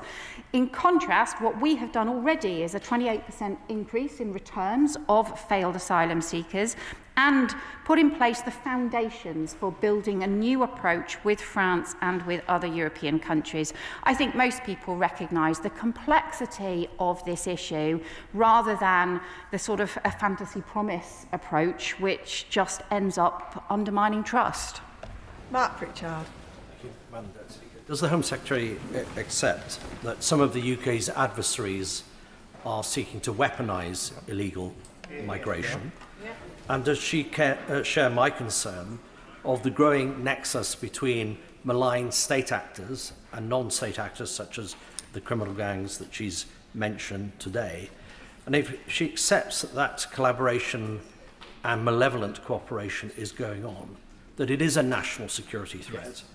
And as such, that even though there'll be more powers, counter-terrorism powers under the new bill for the National Crime Agency, which I welcome, there also should be more collaboration between the Security Service and the National Crime Agency. Secretary. Can I agree with the points that the honourable member has made? The Prime Minister said early last year that border security is a national security issue. He is right about that. He is also right that we see malign forces attempt to exploit and undermine border security, and also he's also right to talk about the interaction sometimes between malign state-backed threats and also organised immigration crime. Why we already have growing cooperation between the intelligence and security agencies and also the National Crime Agency that looks at some of these smuggler gang threats and routes and have pursued further issues there, and are also looking at strengthened checks that we may be able to do at our borders. It also strengthens the argument for the international cooperation with other law enforcement and intelligence and security agencies as well. Alex Ballinger. Thank you, Madam Deputy Speaker. In a previous life, I worked on the Turkey-Greece returns deal, a deal that returned refugees that had crossed in small boats from Turkey to the Greek islands in return for properly registered asylum seekers in Turkey. As we all know, that deal drastically reduced the number of small boats that crossed into Turkey. Does the Home Secretary think that the UK's deal with France, negotiated just last month, is already having a deterrent effect? And might that be connected to the smallest number of crossings in August since 2019 that we've seen? Well, my honourable friend is right that the crossings in August were the lowest for several years, although there was the same level of crossing days as last summer. You will also know there's a lot of different factors involved, and we have been seeking with France as well to get the implementation of their maritime review to also be able to do stronger interventions. But I welcome the point that he made about the Greece-Turkey deal, because that did have a very significant impact on those crossings, and it's why we believe it is the right thing to do to pursue this cooperation with France, and I welcome the work that the French government has done to support this pilot agreement on returns. Josh Babarinde. Thank you, Madam Deputy Speaker. As an Eastbourne boy born and bred, I am a proud Englishman. And in his St George's Day speech in 1933, Winston Churchill said that his England was one where no one would think of persecuting a man on account of his religion or his race. Does the Home Secretary agree with Winston Churchill? that our country and our flag represent unity and tolerance? And does she agree with me that those who attempt to divide our communities in the name of our flag are no patriots of Churchill's England, no patriots of today's England, and no patriots of our great country? Home Secretary. Well, I agree with my honourable friend about the importance of patriotism that brings our country together. That is what our flags symbolise, that is what our values as a country symbolise. Obviously, the Union Jack is in itself a coming together in its very embodiment as a flag, but also the St George's flag for those of us representing English constituencies that are proud to fly the St George's flag and so proud to stand up for the values and the shared description that he has, the patriotism around those English values as well as those British values that are about coming together, about fairness, about decency, about respect. That is what we do. It's why we all want an ordered system that criminal gangs can't exploit because we respect the rule of law, but it's also why we should never discuss any of these issues in a way that promotes hate and division. That is not the kind of country we are. Sonia Kumar. Madam Deputy Speaker, at the start of this summer, I welcome the government's decisive action in sanctioning Chinese companies involved in manufacturing and supplying boats used by criminal gangs to facilitate dangerous channel crossings. Disrupting these supply chains is a vital part of smashing the gangs. Can my right honourable friend update the House on what discussions she's had with international counterparts to coordinate efforts in targeting these companies and ensuring that these sanctions are enforced globally? Home Secretary. Well, my honourable friend is right to welcome the Foreign Secretary's introduction of sanctions around criminal smuggler gangs. It's the first time that this has been done. And we also have extensive cooperation with the National Crime Agency with Iraq, for example. We have massively strengthened the cooperation because we know that there are Iraqi Kurdish gangs that are operating in northern France and where we have recently signed a new agreement with Iraq.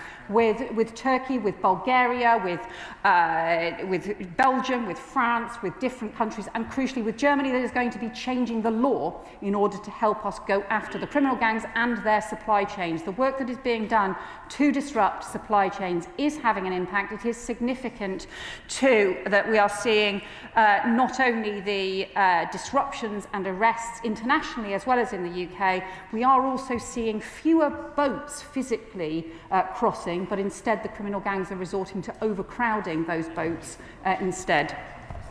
Sir Geoffrey Clifton-Brown. Thank you, Madam Deputy Speaker.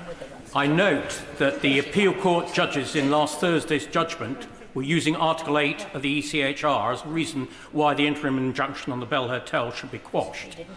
Yet the Home Secretary in her statement today has been arguing that she wants to alter the interpretation of that same Article 8. Wouldn't a much better and more quicker and more effective route would be that one argued by the Shadow Home Secretary this afternoon to simply disapply all immigration matters from the European Court of Human Rights? Home Secretary.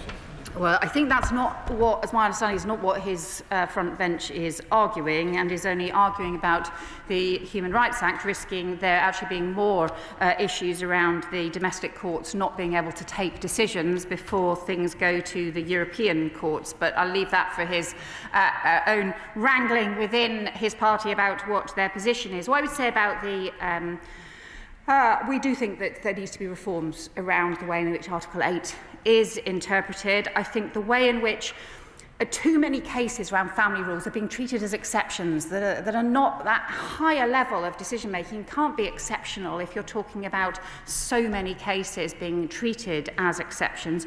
It means that what we need to look at is the rules themselves and also having much greater clarity about the way in which we believe those rules should be interpreted and the way in which family migration should be interpreted in the courts. Thank you, Madam Deputy Speaker. Much has been said about the role of the European Convention on Human Rights, and it appears that the party of Churchill is seeking to abandon his legacy in their lurch towards the right, just as there is a growing consensus amongst European nations that we need to modernise it for today's times. Does the Home Secretary agree that Britain should be part of leading that change rather than leaving and turning us into Belarus or Russia? Home Secretary. We do have a strong history of leading around international standards, around international legal frameworks. Of course, laws and the way in which they're interpreted need to move with the times and need to keep up to date with the new challenges, including in a world of mass communications. We face very different kinds of challenges than maybe 20 years ago or 50 years ago or more. But he is also right to say that the UK has always played that leading role in defining those standards and in making sure that other countries do abide by international laws, and actually we lose out and don't get the kind of international cooperation that we need if what we try and do is just rip up that international law and cooperation. Chris Coughlin. Mr. Speaker, I'm proud that this country helps refugees, and I'm intensely proud that I spent years building a charity with a Rwandan refugee from the genocide. But in my constituency, there have been 2 serious criminal incidents in Hawley in the last 3 months in relation to the 4 Points Hotel. My constituents do have legitimate safety concerns, and although the police have acted promptly, what steps is the Home Secretary taking to ensure that the 4 Points Hotel is closed as an asylum hotel as soon as possible? Well, the honourable member makes an important point. We want all asylum hotels to close, including in his constituency. We need to do that in a controlled and orderly manner as well. But I think what we also need to do is to strengthen the arrangements to ensure that the law is enforced and that rules are enforced, that public safety considerations are also taken seriously as part of the management of the whole asylum and immigration system. And it's why we are developing new partnerships between policing, immigration enforcement and the Home Office and asylum accommodation providers. It's immensely important there is proper shared information and also stronger arrangements to make sure that wherever criminality is found, it is properly and swiftly tackled. Oliver Ryan. Thank you, Madam Deputy Speaker. The Shadow Home Secretary, the former Immigration Minister, has some brass neck, do we not think, Home Secretary? He opened so many hotels, I thought he was going to overtake Lenny Henry as the frontage of Premier Inn at one stage. My constituents are so fed up with this, and I'm glad she's taking it so seriously, getting the numbers down. While we're doing everything we can to get these numbers down, does she agree with me that everyone involved in this debate, and particularly politicians, shouldn't incite or encourage the sort of aggression and actually sheer racism that we've seen, some actually directed towards our brave police officers over the summer? Thank you. Home Secretary.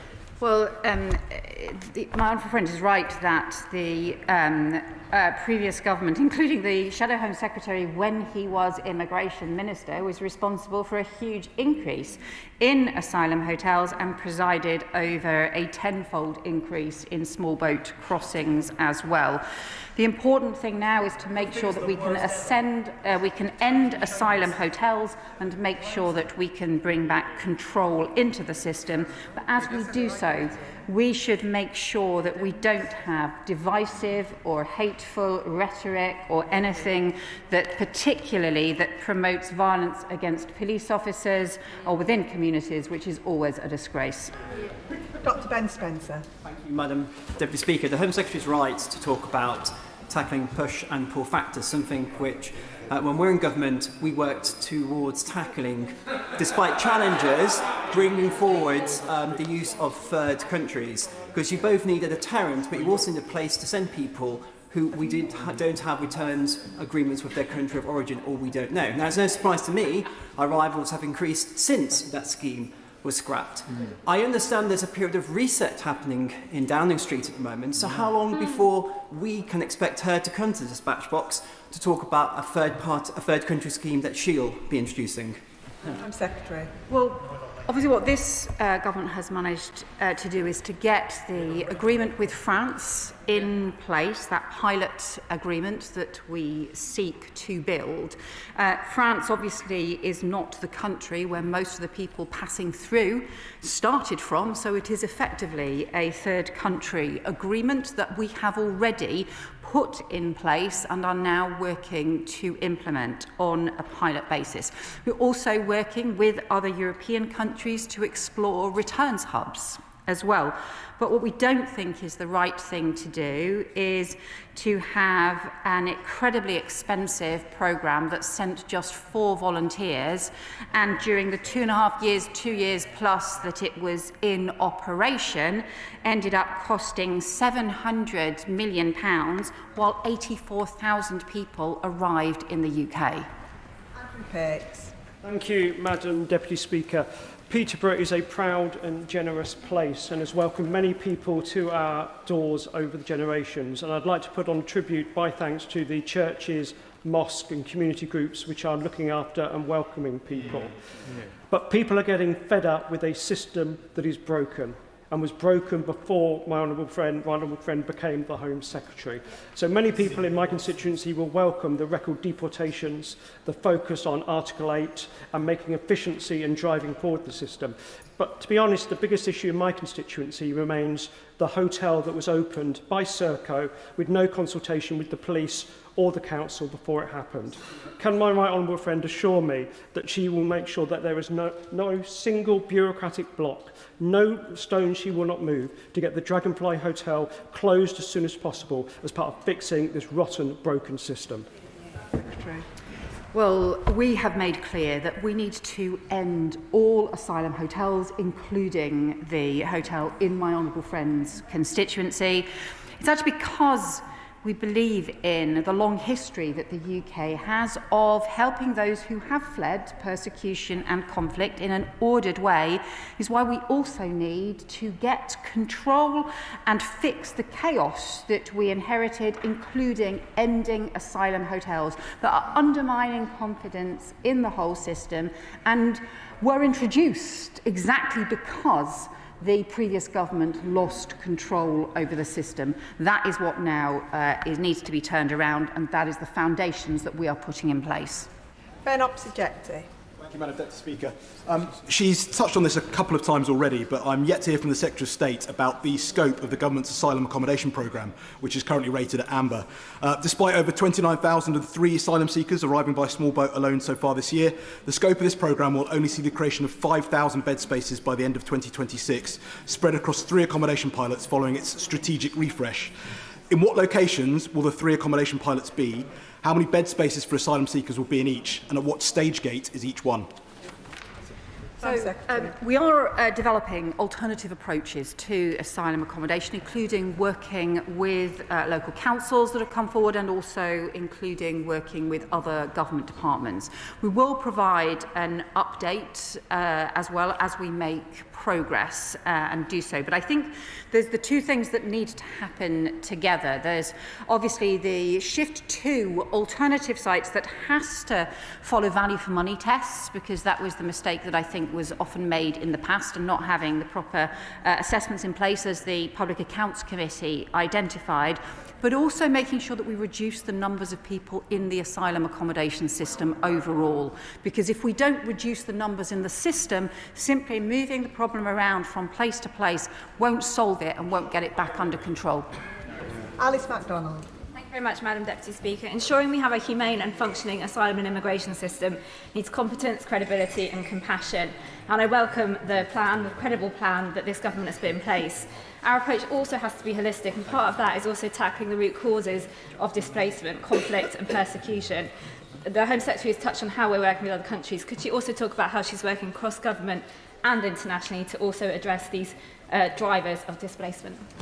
Secretary. And can I welcome the honourable member's point here, because she's absolutely right that any comprehensive, effective approach internationally, not just here in the UK, needs to look at the causes and the drivers of mass migration, of people who have fled persecution and conflict, but also some of the economic migration issues that have also caused significant challenges.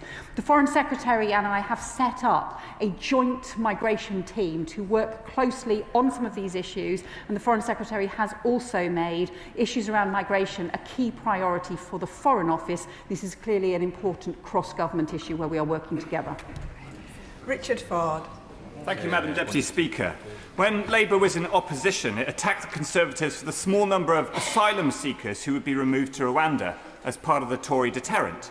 Now the Conservatives are in opposition. They're attacking Labour for the small number of asylum seekers who will be removed to France as part of the Labour deterrent. Does the Secretary of State accept that for a deterrent to work, people considering this dangerous crossing need to know that it may be in vain? Home Secretary. Well, we have established the agreement with France as a pilot agreement, and we want to develop and expand it. It allows us to detain people immediately on arrival at Dover at Western Jet Foyle in order to then be returned. The first cases have been referred to France, and we expect the first returns to start during the course of this month. But I think there's also, as well as the impact in terms of undermining the criminal business model of the gangs, the deterrence issues that he talked about, there's also a really important principle here, which is for people arriving illegally on dangerous boats where they pay criminal gangs should be returned, but people should also then, who apply through a legal route and then go through proper security checks, the UK should do its bit in a controlled and managed way and a capped way alongside other countries. Julie Minns. Madam Deputy Speaker, can I welcome the Home Secretary's statement, and can I strongly welcome the enforcement action recently taken by UK Border Force, Cumbria Police and local trading standards in cracking down on illegal trading and illegal working in retail in my Carlisle constituency. Will the Home Secretary reassure my constituents that there will be no let-up in this enforcement activity and that the same rigour will be applied to migrant workers working as delivery riders? Can I also welcome the law enforcement work in my honourable friend's constituency, and this is why we have set up a domestic organised immigration crime task force to be able to work across different police forces into those networks that are exploiting illegal working, that often have networks into all kinds of other organised crime as well, that undermine communities, that undermine town centres and also exploit individuals and undermine border security. We are strengthening that domestic work, which had never been done before as a result of some of the report by the Her Majesty's Inspectorate of Policing. Wendy Martin. Thank you, Madam Deputy Speaker. Under the watch of this Home Secretary, the fact is 2025 has been the worst year on record for small boat crossings. And whilst the government claims it wants to end the use of asylum hotels, the Right Honourable Lady is not telling us when, and so I'd like some reassurance today that she will not, as a result of this, we will not see an increase in HMOs or the use of local houses or local flats to rent for these particular individuals, nor will we see any increase of costs to local councils. Home Secretary. Well, unfortunately, the position that we inherited from the previous government that her front bench wants to go back to actually had the freeze on asylum decisions and would have left us with tens of thousands more people in asylum hotels. We will end asylum hotels over the course of this Parliament, but we need to do it not simply by moving people to different kinds of accommodation, and I do think that is an important point, but also by reducing the overall size of the asylum system.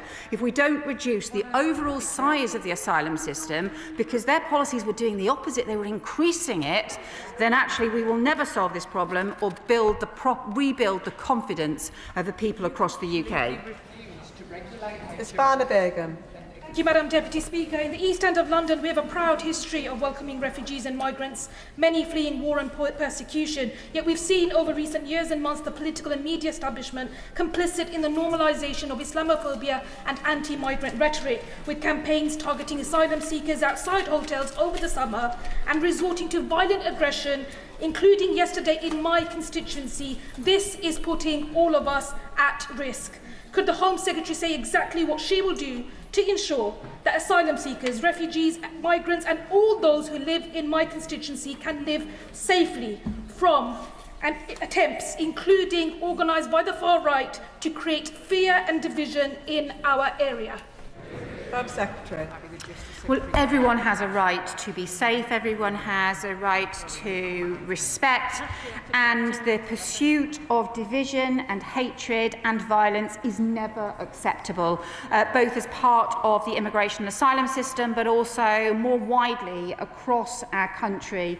It's hugely important that alongside all of the reforms we introduce, because we do need reforms to the system, we also have a clear recognition of the importance of our shared humanity and the importance of preventing any kind of violence, hatred, or the kinds of tensions and problems that she describes.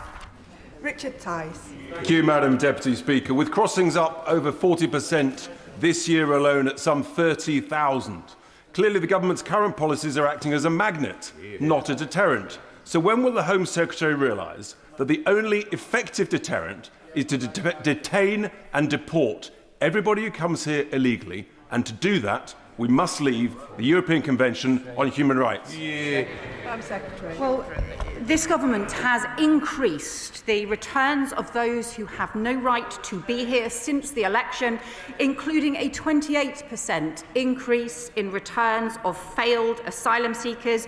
We're strengthening enforcement and bringing in new counter-terrorism powers to go after the criminal gangs, counter-terrorism powers that incomprehensibly his party has voted against and seems to be opposing the action that we need to go after the criminal gangs. If he would support them, if the Conservatives would support them, we could bring those powers in swiftly in the course of a few months and give our law enforcement the powers to take stronger action against those criminal gangs. And I hope he would support the agreement with France as well that does provide for the immediate detention of people arriving in the UK and returning them also to France as well. The trouble with his party's policies is, frankly, they sound an awful lot like the last Conservative government's policies that totally failed. And so whilst the previous Conservative government was chaos, his party just seems to be chaos on steroids. They're not trying to solve the problem. All they're trying to do is exploit it. What we need is a properly controlled and managed system that goes after the criminal gangs who should not be able to get away with their vile trade. Alex McIntyre. Madam Deputy Speaker, Gloucester has a proud history of being a welcoming and diverse city, and just last week I was pleased to attend the Ukrainian Independence Day celebrations in my constituency with some of those who have sought refuge in our city. But many of my constituents have written to me, particularly those who live next door to the Asylum hotel that was opened by the last Conservative government, with legitimate concerns about the future of that site and the impact of things like protests on their front doorsteps. So can she reassure my constituents that the policies that she's announced today will speed up the closure of that hotel as for use for asylum seekers, and will she meet with me to discuss the impact of those sites on local residents in Gloucester? Home Secretary.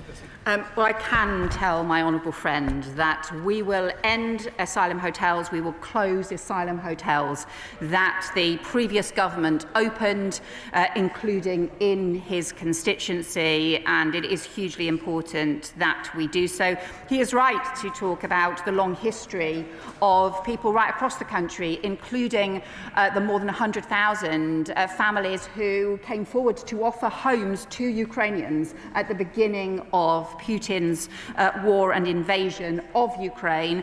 And that spirit, those values are immensely important, but people need to know that the system is being properly controlled and managed, and that misuse is being tackled, and that's why it's so important to end asylum hotels. Lewis Cocking. Madam Deputy Speaker, it is clear that the government has lost control. The government are going against their own election manifesto by taking it through the courts. So I've asked before with no answer, so I'll ask again. Can the Home Secretary give me a date when the hotel in my constituency of Broxbourne will close to illegal asylum seekers? Madam Deputy Speaker, we have been clear. We will end the asylum hotels that were opened by the previous government, and we will close those asylum hotels. And hopefully, if he can support the reforms that we will introduce on the appeal system so we can speed those back through Parliament and clear the backlog, I hope he will support the increase in decision-making that we have had to introduce after his party froze decision-making and created a a soaring backlog that would have increased the numbers of people in hotels, and I hope he would support the Border Security and Asylum Bill that is currently passing through the House of Lords, passing through the other place, because that would bring in stronger counter-terrorism powers to be able to go after the criminal gangs who are organising small boats in the first place, which sadly his party is still opposing. Lewis Atkinson. Thank you, Madam Deputy Speaker. We must stop criminal gangs from launching illegal crossings at source from the French coast. So could the Home Secretary update us on this conversation she's having with the French authorities to ensure that their tactics include intervening in shallow waters to stop as many of these boats at source as possible? Well, the French government has been undertaking the maritime review. It is something that the Interior Minister has also been pursuing very strongly in order to ensure that there can be intervention in French waters. Currently what's happening, we've seen the small boats, the criminal gangs operate these taxi boat tactics to load people onto the boats in shallow waters, and some of the disgraceful scenes that we have seen as a result. And that maritime review is looking at ways instead to be able to intervene in shallow waters and to be able to prevent the boat crossings in the first place. This is alongside the extension of the Compagnie de Marche, additional patrols along French beaches, which has been agreed, and also the new judicial prosecution unit in Dunkirk, which is now working very closely with the Border Security Command as part of the important foundations to strengthen law enforcement. Jim Allister. Thank you, Madam Deputy Speaker. Whatever the promised tinkering with Article 8, the reality is that this government, or any government, will only get a grip on the out-of-control illegal immigration by quitting the ECHR. I agree that Article 8 is a problem, but the answer is Article 58, which is the one that allows the government to serve notice that it's leaving the ECHR. And unless and until it does that, we're not going to solve this problem. Could I ask the Home Secretary this? How does she hope to sort out this mess while her every action is subject to the foreign stipulations and ultimately the foreign court that is diligently applying the very ECHR to which she clings? Isn't that mean we go round endlessly in a circle? And when it comes to the appeal panels, will they be subject to judicial review, where again the ECHR can be relied on? Right. Well, the fact of having international law and abiding by it has helped us to get new agreements in place to be able to return people who arrive by small boats, and is also helping us work with other European countries on returns hubs to increase returns as well. I do think there is a problem with the way in which Article 8 is being interpreted in the courts. That's why I have been clear that reforms are needed, and we will bring forward that as part of a major package of reforms to the asylum system before the end of this year. John Slinger. Thank you, Madam Deputy Speaker. The Conservatives and Reform appear to be engaged in competitive populism, and one of the consequences of that is opportunism. And in that light, does my right honourable friend agree that it's surprising that they pose as the party on the side of local democracy when it comes to asylum hotels? Can she confirm not only did the current Shadow Home Secretary decide in March 2020 to suspend the practice of consulting local authorities before opening asylum hotels in their area, but that the practice remained suspended for the rest of the time they were in government, even after the emergency of the pandemic ended? Home Secretary. Well, my honourable friend is right that not only did the the Shadow Home Secretary lift the responsibilities to consult local authorities, he also voted against amendments put forward by the Labour opposition at the time to strengthen the work with local authorities. This government is strengthening that work with local authorities. Instead, all the Shadow Home Secretary and the Shadow Justice Secretary seem to do is chase each other around chasing each other's tails to try and get to the next photo opportunity first, or to chase the honourable member for Clacton as well. It's just more chaos from the parties opposite. Peter Bedford. Thank you, Madam Deputy Speaker. It's not populist to want safe and secure communities. But the only way we're going to solve this crisis, we'll be going round in circles, is to withdraw from outdated refugee conventions, to rescind the insidious ECHR from our own laws, and to use British military assets to prevent incursion in British waters. That is the only way we're going to solve this crisis. And will the Home Secretary commit to doing that today? Home Secretary. Well, I'll just point out to the honourable member opposite that his party was in power for a period of 8 years in which criminal gangs were able to take hold along the borders, in which they were able to undermine our border security. Frankly, it should be governments, not gangs, that decide who enters our country. And what we need is to have the counter-terrorism powers to go after those criminal gangs that, frankly, he and his party are still voting against. Shameful. Martin. Thank you, Madam Deputy Speaker. Madam Deputy Speaker, it cannot be denied that we have inherited a very difficult position, and that recently there's been a real increase in the rhetoric, which is causing serious worry, upset, anger and mistrust in our communities. But, Madam Deputy Speaker, many vital measures to tackle this organised crime, like counter-terrorist style powers against gangs, a new offence of engagement at sea, banning sex offenders from the asylum system and powers to search phones are stuck in the Border Security Bill. Does my right honourable friend agree with me that if the Tories and Reform were really serious about these changes, they would stop voting against and organising against this bill and put their constituents and my constituents in Portsmouth North at the heart of this and let us put this bill in force? My honourable friend is exactly right. The Tories and Reform could start working with us tomorrow to speed up the passage of this crucial legislation that would give our law enforcement counter-terrorism powers to go after smuggler gangs, that would mean new offences, that would mean they could download and search the mobile phones of people arriving on small boats, and would mean, crucially, that they could ban sex offenders from the asylum system altogether. You'd think that the parties opposite would support this. Instead, they have been blocking it. It's shameful. Cameron Thomas. Madam Deputy Speaker, our country should be proud that in the 1930s we welcomed 10,000 Jewish children from Europe upon the kinder transports. Alas, our predecessors would not countenance bringing across their parents, and we know that the cost of that decision was that those parents were massacred in the Holocaust. There has always been vocal opposition to migration in this country, but I remind the government that responsibility lies with them. Across our country today, thousands of vulnerable refugees are afraid. They are afraid of the rise in right-wing activity and in right-wing rhetoric. Rhetoric this government has flirted with. I invite the government not to follow the Conservative Party or Reform UK into the abyss and to treat this issue with the compassion it deserves. Secretary. Well, the honourable member refers to the kinder transport as well as the important support for children there. The UK also took Jewish orphaned children from concentration camps and provided them a home, important future in the UK as well. And we have a long history of supporting those who have fled persecution and conflict.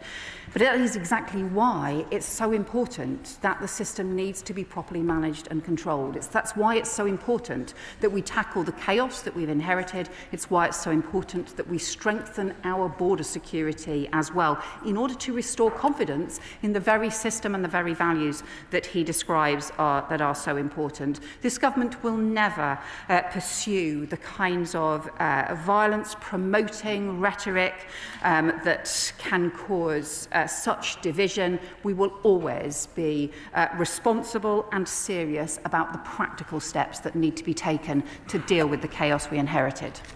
Paul Moore. Madam Deputy Speaker, I warmly welcome the Home Secretary's statement today, particularly the UK-France migrant deal, which provides a safe and legal route for all those families genuinely fleeing persecution, but who play by the rules and want to enter the country legally. And also it balances that with the need to remove from this country and send back to France those who try to jump the queue in small boats. But, Madam Deputy Speaker, can the Shadow Home Secretary suggested that the potential figure of 50 returns a week under this pilot scheme is not enough. So can the Home Secretary remind the House that under the last government there were 128,000 people who crossed the Channel, and of those, how many were returned to France? It wasn't 50 a week, it wasn't 100 a week, it was 0 a week, every week for 6.5 years. My honourable friend is exactly right. The previous government made a whole series of grand but empty claims. They returned no one to France who arrived on the small boats. They had no agreement in place to do that, but they also sent no one to Rwanda other than 4 volunteers who were paid to go, because again and again, all they did was escalate the rhetoric and escalate the chaos rather than taking the practical steps to get the returns that we need.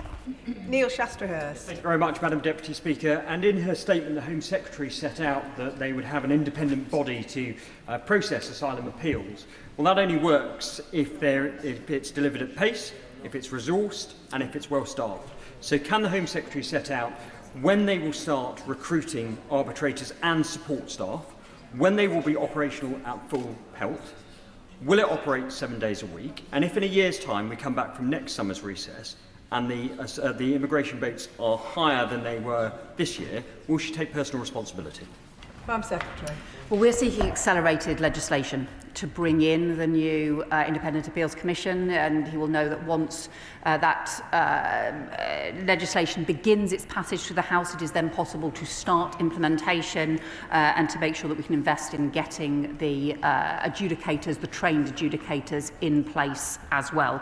So we will set out an update before the end of this year, both of the timetable and also the further details around how that appeals system will work. It obviously has to be fully independent from the Home Office and fully independent from the government, but it needs to be able to surge and respond swiftly in order to prevent huge backlogs growing up. I really hope that he and his party will be able to support this legislation, because then we can move through it much more quickly and make sure that we can implement the new body much more quickly as well. Dr. Scott Arthur. Thank you, Madam Deputy Speaker. I forgot how much I enjoyed bobbing. I think we all want to be proud of the UK's asylum system, but because of the mess we inherited from the previous government, none of us are there right now, and I think that is just a fact. So I do thank the Home Secretary for the work she's doing, the quite methodical work to get a grip of the situation and get the system back on track.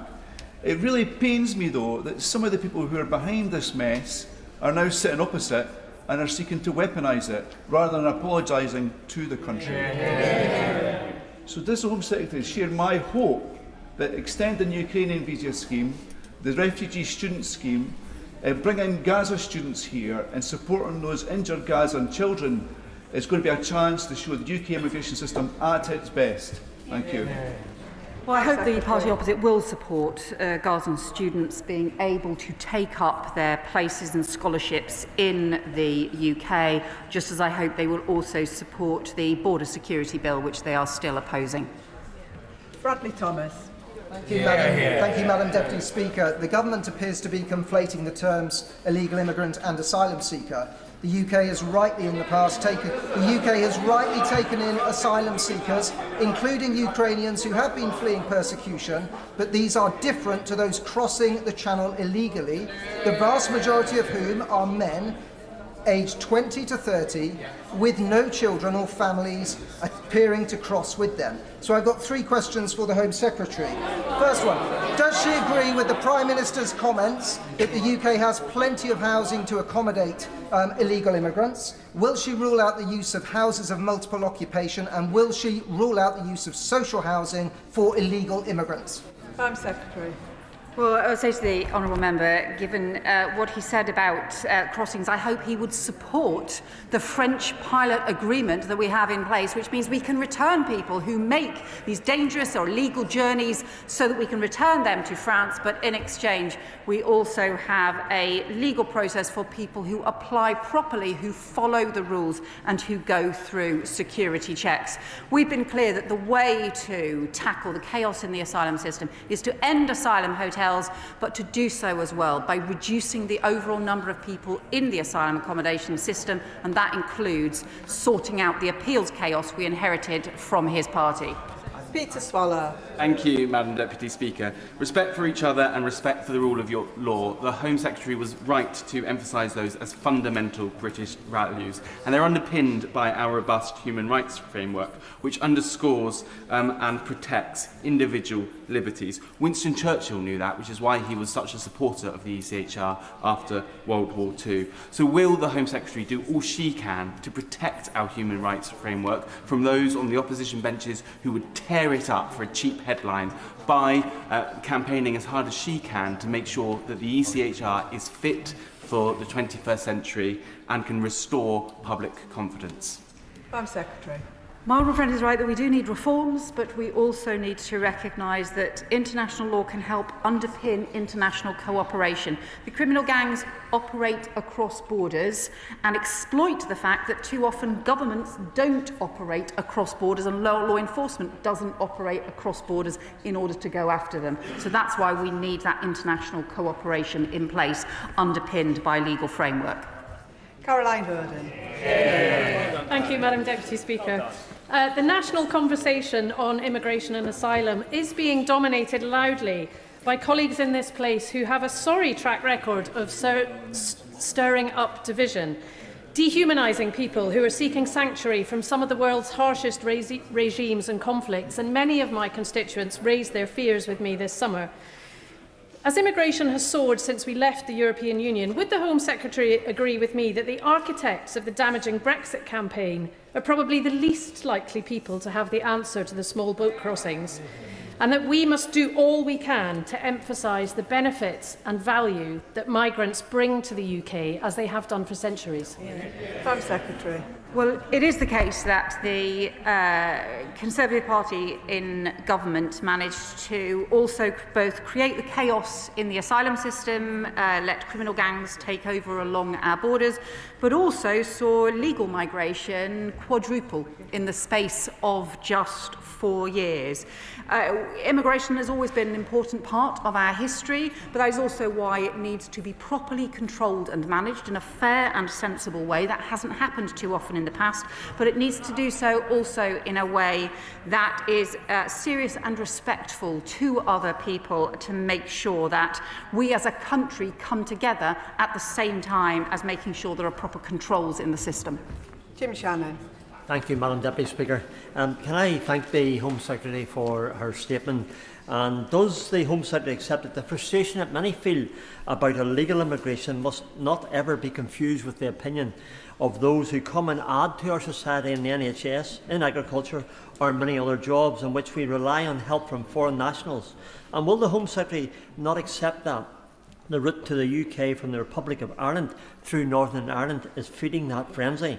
And will the Home Secretary finally, rightfully, block the current loopholes and close the backdoor access from the Republic of Ireland to the United Kingdom? Thank you. Secretary. Well, my honourable friend is right that people have long supported people coming to work in our NHS, coming through legal routes. Those do also have to be controlled and managed, and the way in which legal migration quadrupled under the previous government, I think, was a serious problem, and that is why we are bringing legal migration down. That's why we put that in the immigration white paper. But he's also right that some of the most serious concerns are about these dangerous and illegal boat crossings that are underpinned and facilitated by criminal gangs. He raises the separate issue around Ireland and Northern Ireland, but he will know that the Common Travel Area is a long-standing part of our history. It's a long-standing part of our arrangements. We do have close security cooperation with the Irish government and with Irish law enforcement for exactly that reason, but it is also an important part of the arrangements and the close relationship between our countries. That concludes the statement, and can I thank the Home Secretary and members for their time. The Home Secretary's been on her feet for around 2.5 hours and we've had over 80 backbench contributions.